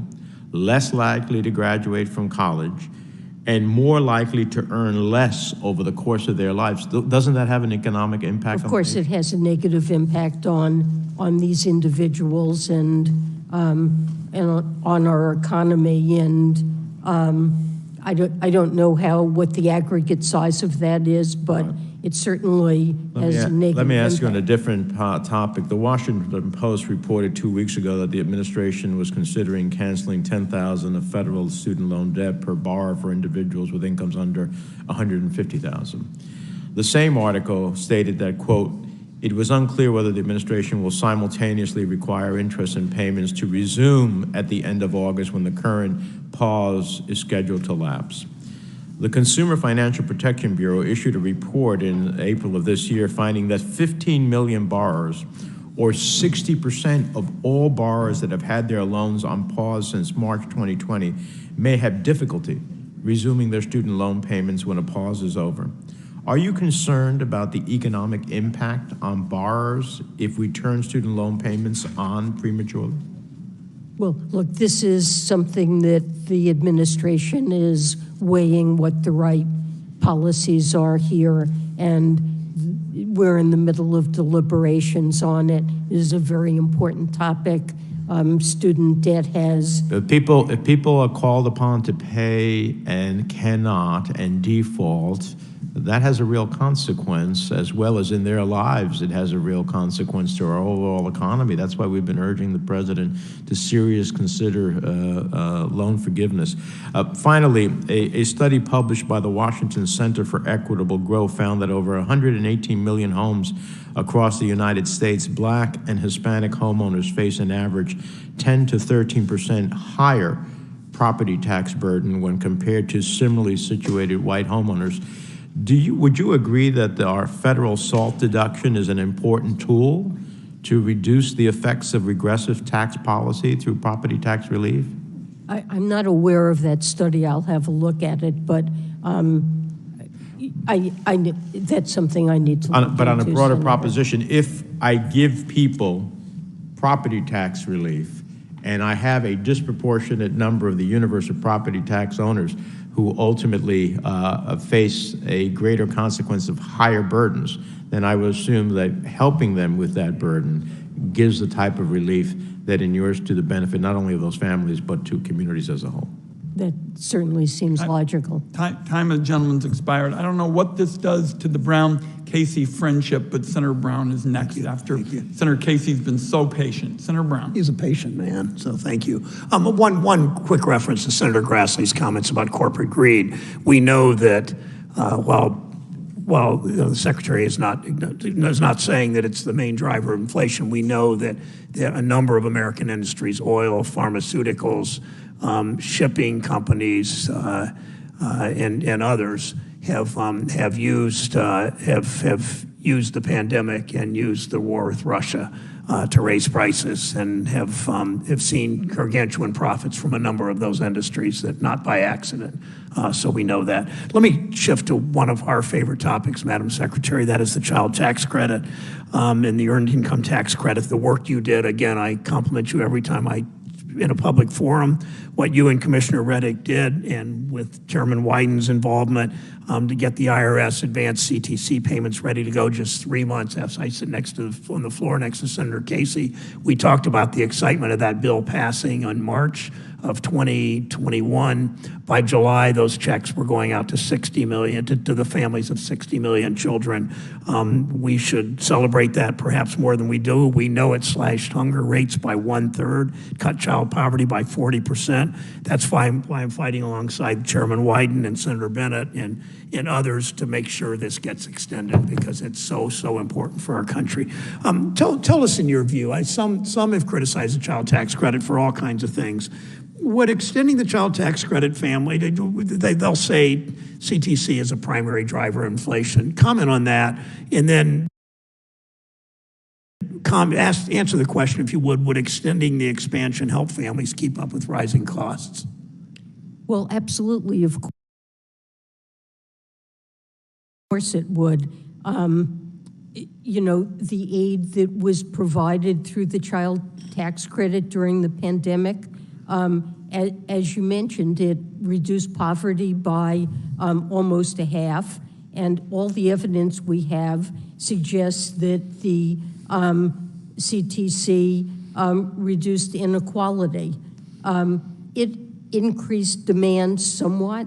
U.S. food consumption in 2021 was above the pre-pandemic level, but what that means is that families were using the additional resources that they got from the CTC to feed their children. Did it have some marginal impact on food prices? Possibly, but what's important is that fewer kids went hungry. And look, this is just not a significant factor, the child tax credit, in impacting inflation. There are a lot of things driving inflation. We've had multiple COVID variants. When we early on expected the pandemic would ease and we would get back to life as normal. We've had ongoing supply bottlenecks. There are COVID-related shutdowns all around the world, including China. On food prices, Russia's invasion of Ukraine is having dramatic impact on food prices that has utterly nothing to do with the child tax credit. It was a relatively small expenditure. It was spent out over the full year 2021, and it resulted in a dramatic reduction in childhood poverty and financial insecurity for American families, and contributed little or nothing to inflation. Thank you. It's hard to call it anything but an unqualified success in showing that government can do the right thing and did do the right thing quickly and efficiently and effectively. Let me shift briefly in my last minute or so, Mr. Chairman, to international tax. A year ago, I teamed up with the chairman, it was Senator Warner, on an international tax framework that would put Americans first, that would get rid of incentives in the tax code that reward companies for moving overseas and ensuring that multinational companies paid their fair share. You did a very good job rallying the rest of the world around a plan that would stop this global race to the bottom and put workers first. I commend you and your very apt team on that. Why is it important for Congress to take action this year in the international tax issue? Why would American workers be worse off than if the rest of the world moved forward and the U.S. was left out? Well, I think that this is an extremely important initiative. As one of the leading economy in the globe, and given that it's an initiative that we spearheaded, I believe we should do it. I think we need the revenues. It will raise considerable revenues. I think deficit reduction is important, but we also need revenues to spend on a wide array of programs. that will, whether it's affordable housing or making health insurance more affordable, energy investments that will bring down utility bills over time. We need the revenue to support these investments and to support investments in people and making our economy more productive and lowering the burdens that households face. Thank you, Mr. Chairman. Thank you, Senator Brown, and thank you particularly with Senator Warner and I leading this effort. I thank you for it. Senator Casey. Mr. Chairman, thanks very much. I want to start, Secretary Yellen, by thanking you for your enduring commitment to public service, yet again taking on a tough job, and we're grateful for that and your presence here today and the work you've done. I want to thank the chairman and Senator Brown as well for the work they did to make it possible for us to have the child tax credit, the enhanced version of that in place. In my home state of Pennsylvania, 2.2 million families benefited from that reduction in poverty. And that reduction occurred as much in rural areas as it did in urban areas. So we're grateful for that. I wanted to talk to you about workers and ask you one or two questions about the tax code and workers. When you compare what the tax code has done as it relates most recently to workers compared to corporations, we know in 2017 the corporate rate went way down from 35 to 21. That 14-point drop was about $1.4 trillion over 10 years.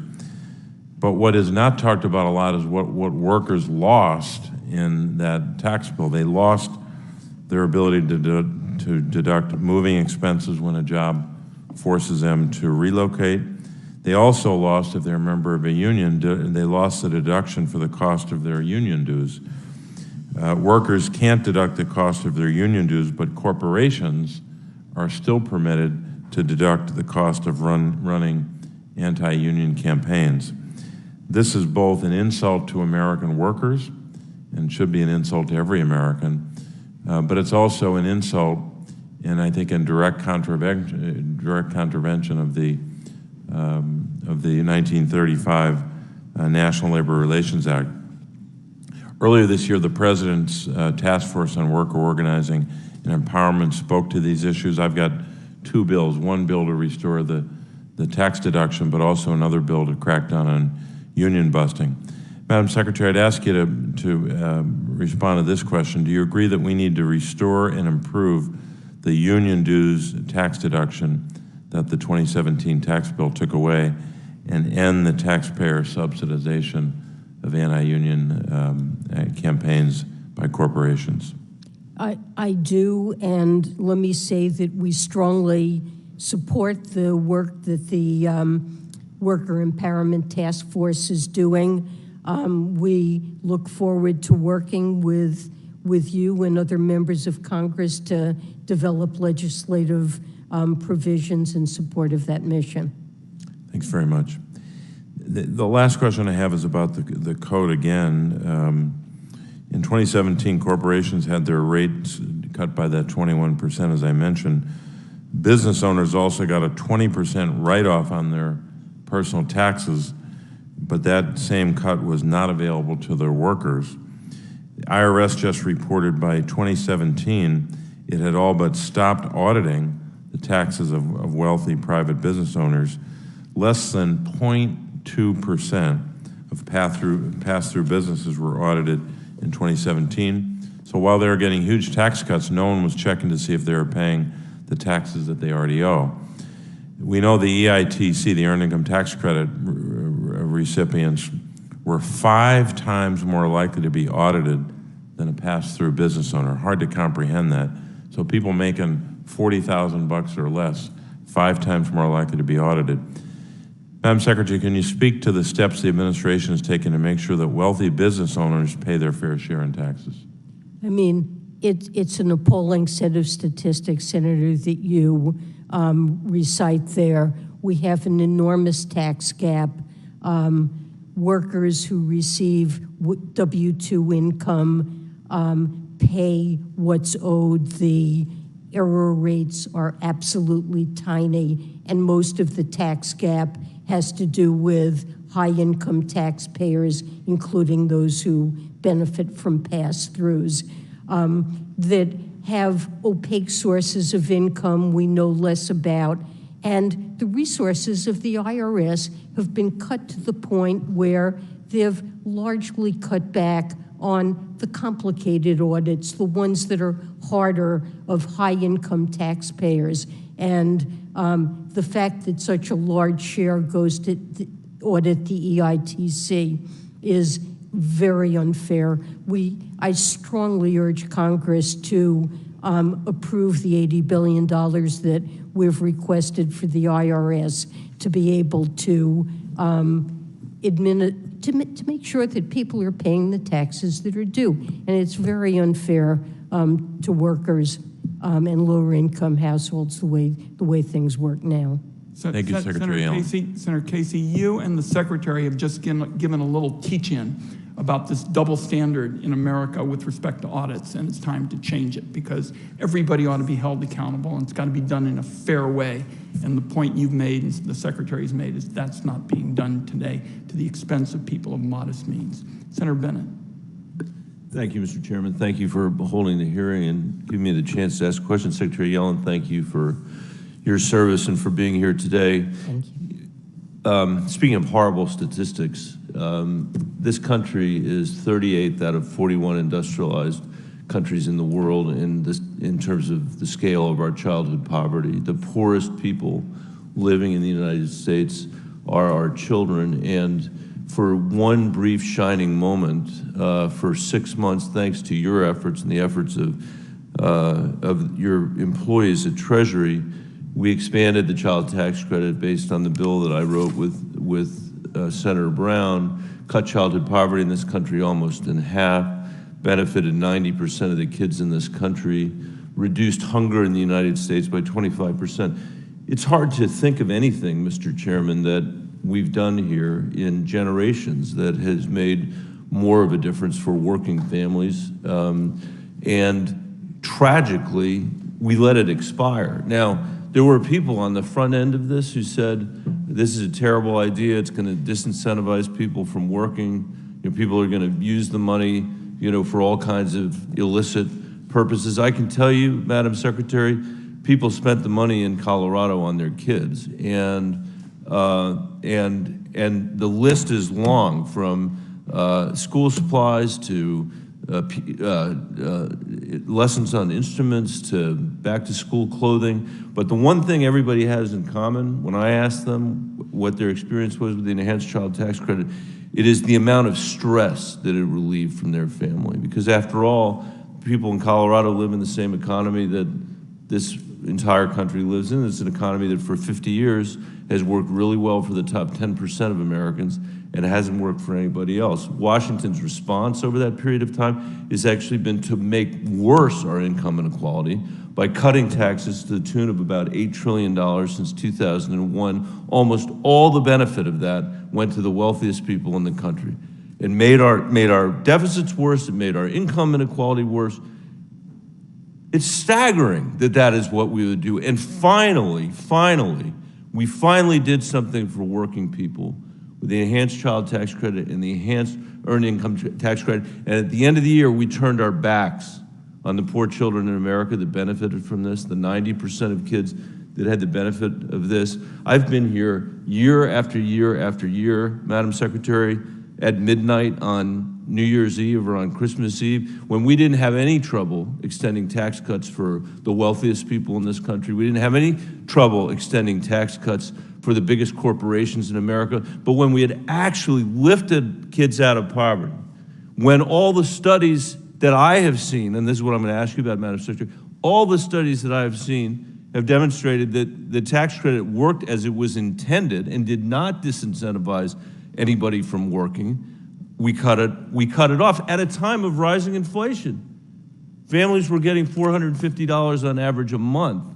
And my understanding is that the inflation has caused about $300 a month of additional costs for families.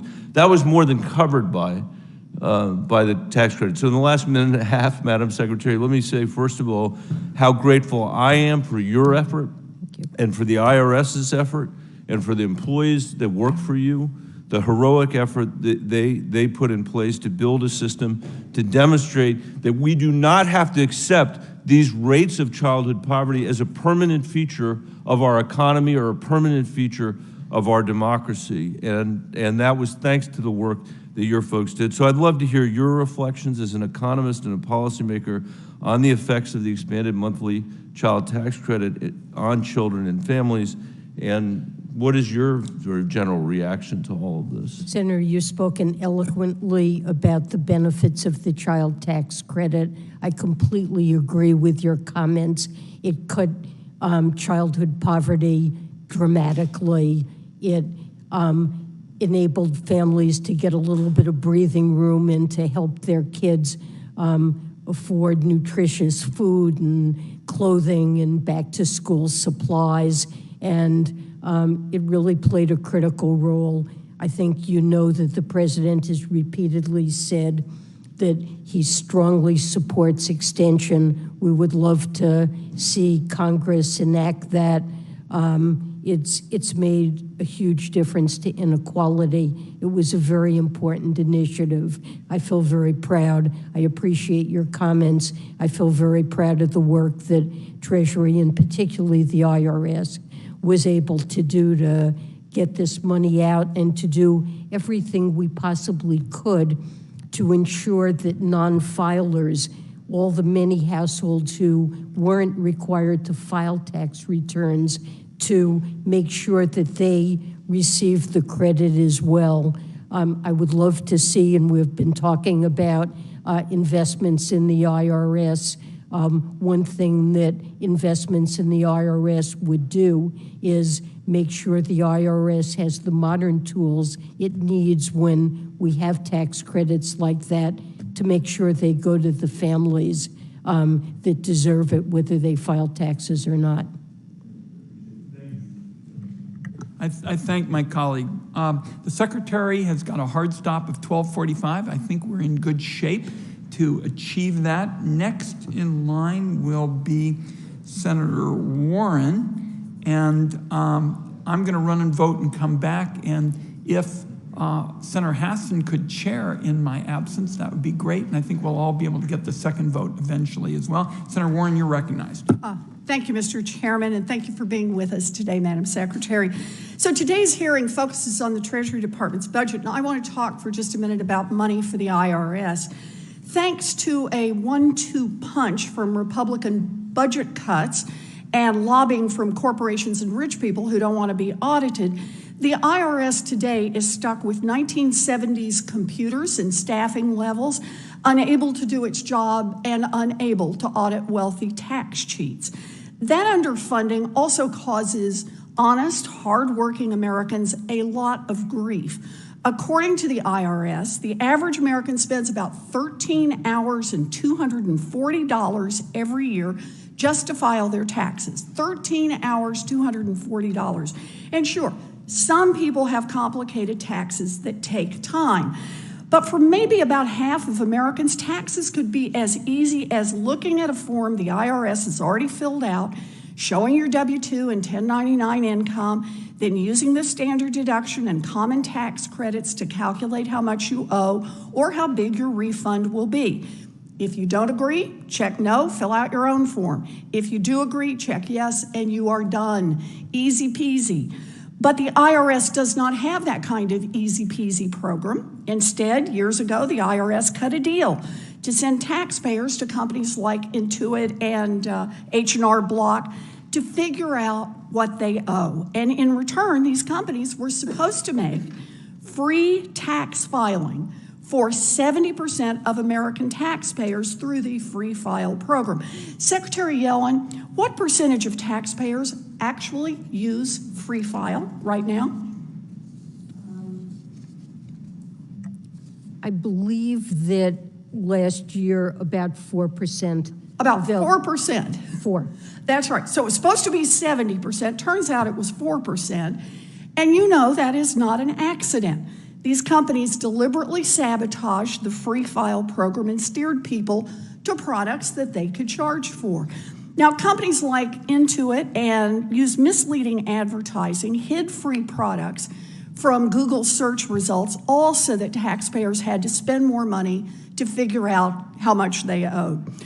The Federal Trade Commission has now sued Intuit over its bogus advertising of free tax filing software, and last month the state attorneys general extracted a $141 million settlement from Intuit for these scams.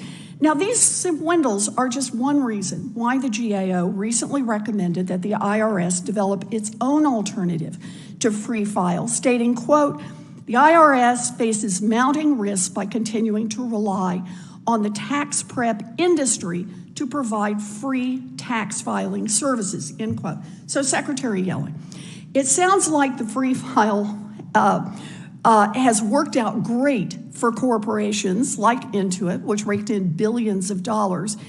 But do you agree with the GAO that the current system is not working for American taxpayers and that it's time for the IRS to develop a real free file program? Or let me just ask this more directly. If we can get you the resources, will you commit to developing a free file program that actually works for American taxpayers? So, look, I'm absolutely agree with the comments that you made about free file. It hasn't worked. We need to develop a new system. There's no reason in the world that a modern economy shouldn't have a system that makes it easy for such a large group of taxpayers to file their returns. Beyond that, I would also add that it's important that households be able to access the benefits that Congress often wants to provide, like the Earned Income Tax Credit, the Child Tax Credit when that was available, the Economic Impact Payments, and for individuals who don't have to file tax returns, this can be extremely difficult. So I'm loving everything you're saying, but I'm still listening for the part that says, if we can get you the resources, will you commit that the IRS will build its own free file program and make this available to Americans across the country? We're certainly looking into it, but I want to make a point, which is that the IRS is under siege. It is suffering from huge underinvestment. It has massive problems that it's dealing with. Right now, our number one priority is dealing with the backlog, a huge backlog of tax returns. The IRS right now doesn't have the authority to hire the people it needs to deal with Madam the Secretary, backlog. Look, I'm not And it somebody doesn't who's have the attacking the technology IRS. that it needs. I'm trying to get you the resources that the IRS needs so it can go after wealthy tax cheats. But what I'd like to know is if we're going to fight for the resources to get them over to you, and the resources are available, will you commit to build the free file program? It's definitely a priority. It's definitely something we should do, and when the IRS is adequately resourced, it's something that will happen. Well, I think it's something we need to do. Look, I have a bill, the Tax Filing Simplification Act. I'm going to reintroduce it that would require you to do this. But I just want to make clear, you could do this. If we get you the money, I'd really like to see this happen. Senator Warren. Treasury has the authority now and needs to use it. Thank you. Thank you, Senator Warren. Senator Thune, I'm going to defer to you. Okay, thank you, Madam Chair. Madam Secretary, welcome to the committee. As you know, President Biden recently wrote a Wall Street Journal op-ed that tackling inflation is the, quote, top economic priority. And I think that's a welcome development for the president to acknowledge that inflation's a problem. It wasn't that long ago that President Biden and his top economic officials were claiming the extraordinary increase in Americans' cost of living was merely transitory. I know you've responded to some questions on this subject already, but do you still view inflation, which remains near a 40-year high, as transitory, or do you expect an extended period of raised inflation? Well, when I said that inflation would be transitory, what I was not anticipating was a scenario in which we would end up contending with multiple variants of COVID that would be scrambling our economy and global supply chains, and I was not envisioning impacts on food and energy prices we've seen from Russia's invasion of Ukraine. So as Chair Powell indicated himself, both of us probably could have used a better term than transitory. There's no question that we have huge inflation pressures, that inflation is really our top economic problem at this point, and that it's critical that we address it. So I do expect inflation to remain high, although I very much hope that it will be coming down now. And the president's budget on that point projects inflation at 4.7% for 2022, which seems to be an entirely unrealistic assumption given that inflation in the first half this year has been well above that rate. Has the administration's 4.7% inflation assumption proved accurate for 2022, or should that number be revised higher? Well, we're in the process of producing a new forecast for the mid-session review. The numbers aren't locked in, but it's likely to be higher. Well, hopefully we won't have to wait long for that, right? I mean, when does that review come out? I'm not sure what the date is. Let me just say, too, there's a couple things that the president obviously has suggested, that the inflationary numbers are a result of Ukraine. And clearly, if you look at the CPI inflation data, it was largely collected before the Russian invasion of Ukraine.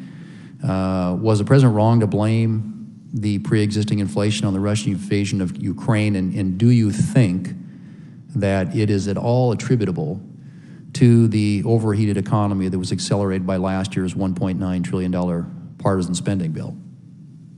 Look, when President Biden took office, the United States faced a really horrendous problem in that it was projected that unemployment would stay extremely high for many years. CBO projected unemployment in excess of 9%. And he had to decide what's an appropriate policy to address what all of us thought at that time was the greatest risk facing our country, which is that we were seeing cars line up at food banks, people going hungry, people beginning to lose the roofs over their heads, worried that they wouldn't be able to get jobs, and that we would have a generation that was scarred by high unemployment. And we put in place and designed a program in the ARP that not only was intended to address those risks, but succeeded in doing so better than anyone could have anticipated. Right now, we have about the lowest unemployment rate we've had in post-war history. In recent Federal Reserve survey, more households than ever have described their financial situation as strong. In a question about could you manage to pay an unexpected $400 expense, a record of people since that survey started said they could. So we've accomplished a lot. We have the fastest recovery of any developed country. There's no question that inflation is too high and it has to be addressed, but we're starting to do that from a situation of strength. And of course, it's important to bring inflation down. Mr. Chairman, my time has expired, but I would just say the economic crisis American people are feeling right now is this extraordinarily high inflation rate, which, again, to the degree that there may have been jobs created and wage increases completely eaten up. I mean, the American people are getting a de facto pay cut because of inflation, and it just doesn't seem like, and gas prices contributing largely to that. And I see no strategy out of the administration to do anything to deal with rising gas prices. And And I think that there's no question that the $2 trillion bill last year overheated the economy, and it's why we have the mess that we have today. So, Mr. Chairman, thank you. Thank you, Senator. Senator Hassan. Thank you, Mr. Chair. And good afternoon, Secretary Yellen, and welcome. Inflation is the #1 economic issue I hear about from Granite Staters. Supply chain challenges and Putin's invasion of Ukraine have driven up costs across the economy, and these higher prices are straining the budgets of families and small businesses. As one way to help lower costs for families, I've led bipartisan legislation to cut taxes for homeowners who upgrade to more energy-efficient appliances. The administration has been supportive of passing clean energy tax cuts that would help lower energy costs for Americans. Do you agree that passing clean energy tax cuts, as proposed in my bipartisan bill, would help lower costs for Granite Staters?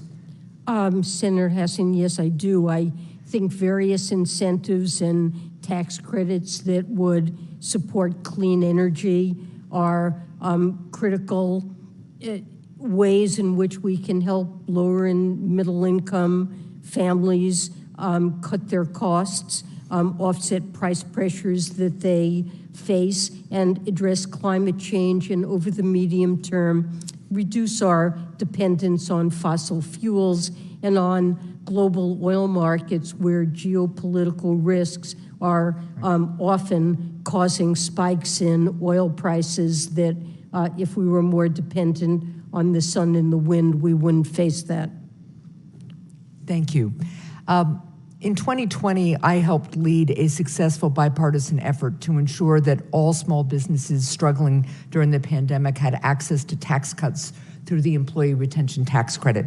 However, I've heard from small businesses in New Hampshire, such as Smutty Nose Brewing in Hampton, who are still waiting on Treasury to send their full Employee Retention Tax Credit payments. Madam Secretary, what is Treasury doing to clear the backlog of Employee Retention Tax Credit claims and ensure that small businesses receive this tax relief as soon as they can? So, Senator, I'm aware of this problem, and what I can tell you is that IRS is working as diligently as it possibly can to clear what is a huge pandemic related backlog.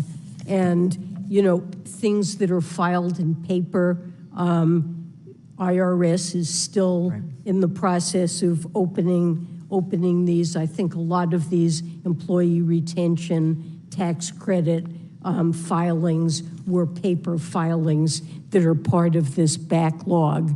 And so I think that's partly responsible for the delays. You know, I think there will not be penalties for situations that arise where additional income tax may be owed and the taxpayer is waiting for this refund payment to be able to pay taxes owed. Penalties will be waived. I know that the IRS has issued some guidance and told these filers that they may be eligible for relief. It is a very regrettable situation, and IRS is working as rapidly as they can to solve it.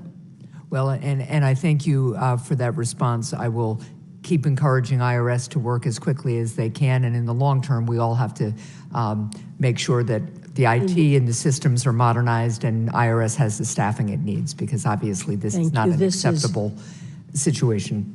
This is really a reflection of decades of underfunding, and it's frankly amazing that the IRS is able to do as much as they can, getting out child tax credit payments and the economic impact payments.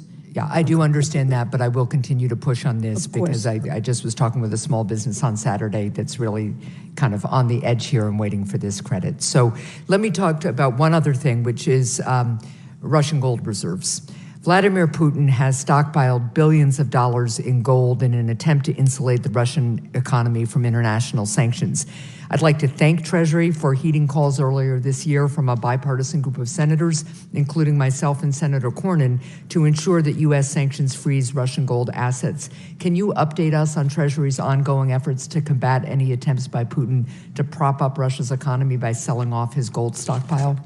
Yes, this is an important matter, and we've issued guidance that gold-related transactions involving Russia may be sanctionable under the president's executive order, and we're closely monitoring any efforts that we can see to circumvent our Russia-related sanctions through the use of gold. Well, thank you very much. Thank you, Mr. Chair.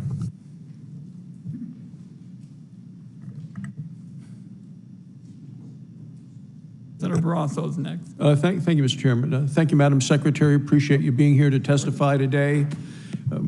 Things have gotten a lot worse since the last time you testified before this committee. Inflation is at a 40-year high. It's impacting Americans with higher prices across the board.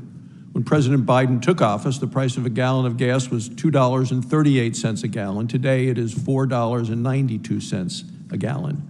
This past Memorial Day was very expensive for people to travel. In my home state of Wyoming, rural areas, people who volunteer to drive for Meals on Wheels to deliver meals to shut-ins have had to stop volunteering, not because they don't have the time or the commitment or the open heart, they don't have the money for the gas. That is the #1 issue affecting the American people. And a few weeks ago, we had the Interior Secretary testifying before the Energy Committee. I asked her if she thought that gas prices were too high. She could not come up with it, didn't think it was an easy question, couldn't come up with an answer. Of course they're too high. But I ask you, do you think that gas prices are too high? Absolutely. Thank you. The people of Wyoming, vast majority of Americans agree with you on that point. And the question is, what are we going to do about it? Well, in your fiscal year budget and revenue proposals, as part of the proposed tax hikes, you specifically target U.S. energy production with tax hikes.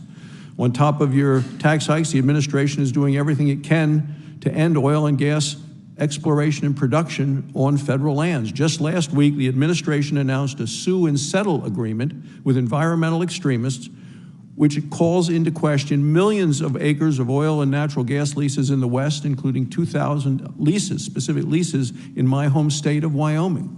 Some of these leases have been let 2015 all the way up through the end of the last administration.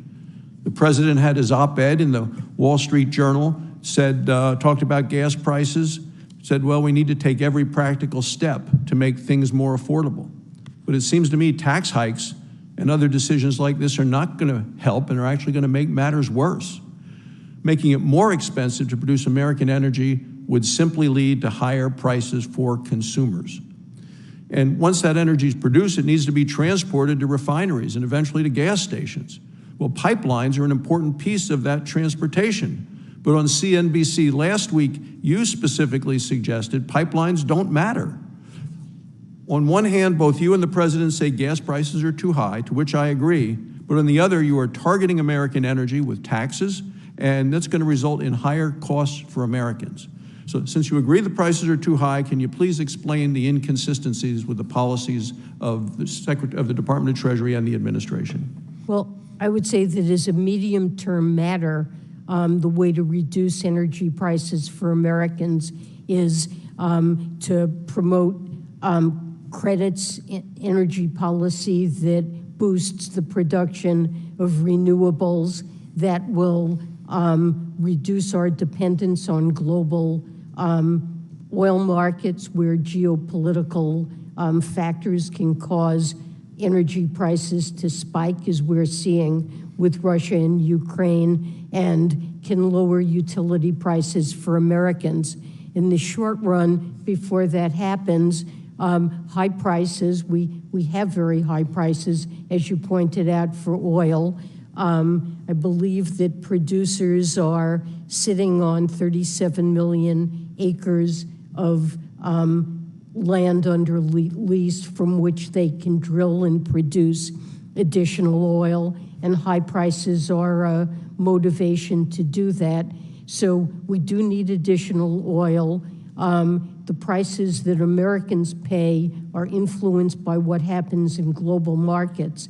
And so promoting the production of additional global oil, it will help to relieve supply shortages in the global market, but it won't completely insulate Americans from global oil market pressures in the short run. Well, I would point out that in addition to the leases, you actually need the permission to drill, and this administration has blocked all of that. And this sue and settle agreement by the administration last week is taking many of those acres that you just described and freezing those so they cannot be used. And with $5 gas, what we see today is the president calling on using the Defense Production Act, not to go after this, but to build solar panels. And that seems to me the wrong place to be using that act. I would just point out, Mr. Chairman, finally, that yesterday's USA Today front page story, picture, Madam Chairman, of you, Madam Secretary, you and the President of the United States.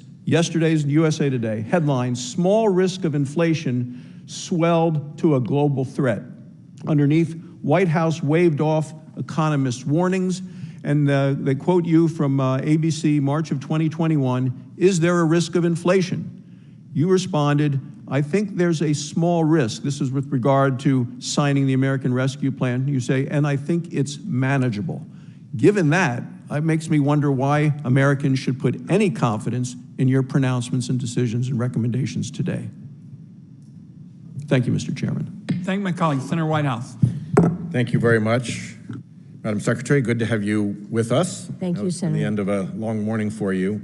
In January of 21, more than a year ago, we passed the beneficial ownership legislation that Senator Crapo, among others, was a champion of, and that passed with strong bipartisan support. A lot of time has gone by, and we're still waiting for the rule to come out of Treasury. I just helped get you $22 million in additional FinCEN funding to help accomplish that.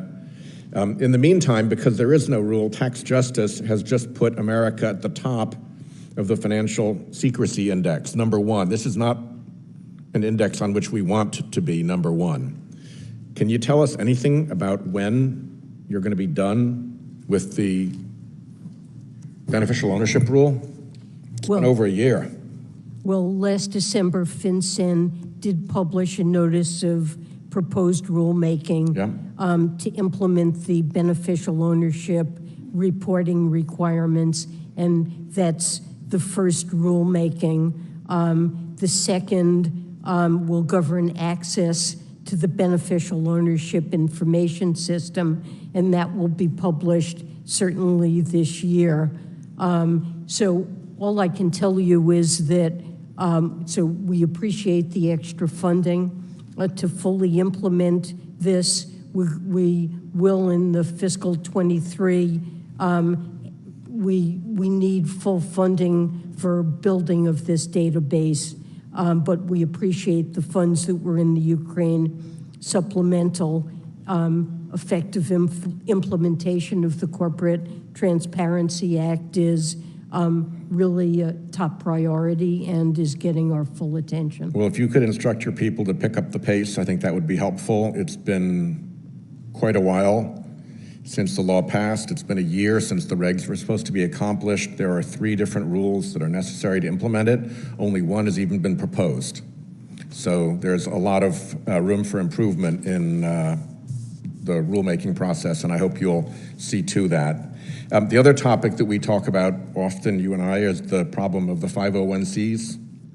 You have indicated that the political dark money that they facilitate is a problem for our country, and you have said that you will give it serious review and serious study. And I just want to flag it for you because, again, I'm not seeing either the serious review or the serious study. The problems are quite specific, and I want to flag them for you. One is you have a C3 and a C4 that are indistinguishable. They have the same office, they have the same staff, they have the same board, they have the same, chief executive, and it's just a fanciful distinction that, in my world, you call that piercing the corporate veil. This is a corporate veil you could pierce with a banana. This is not legit. And to look into that, I think, is well worth doing. The other issue has to do with the so-called 50% limit.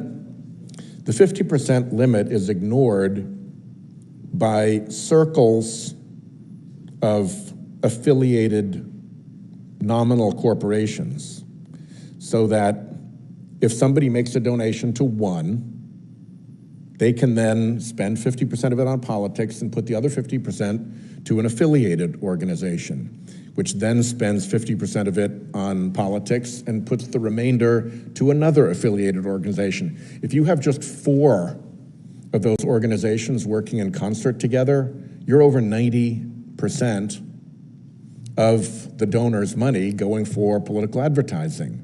And that's not what the 50% rule intended either.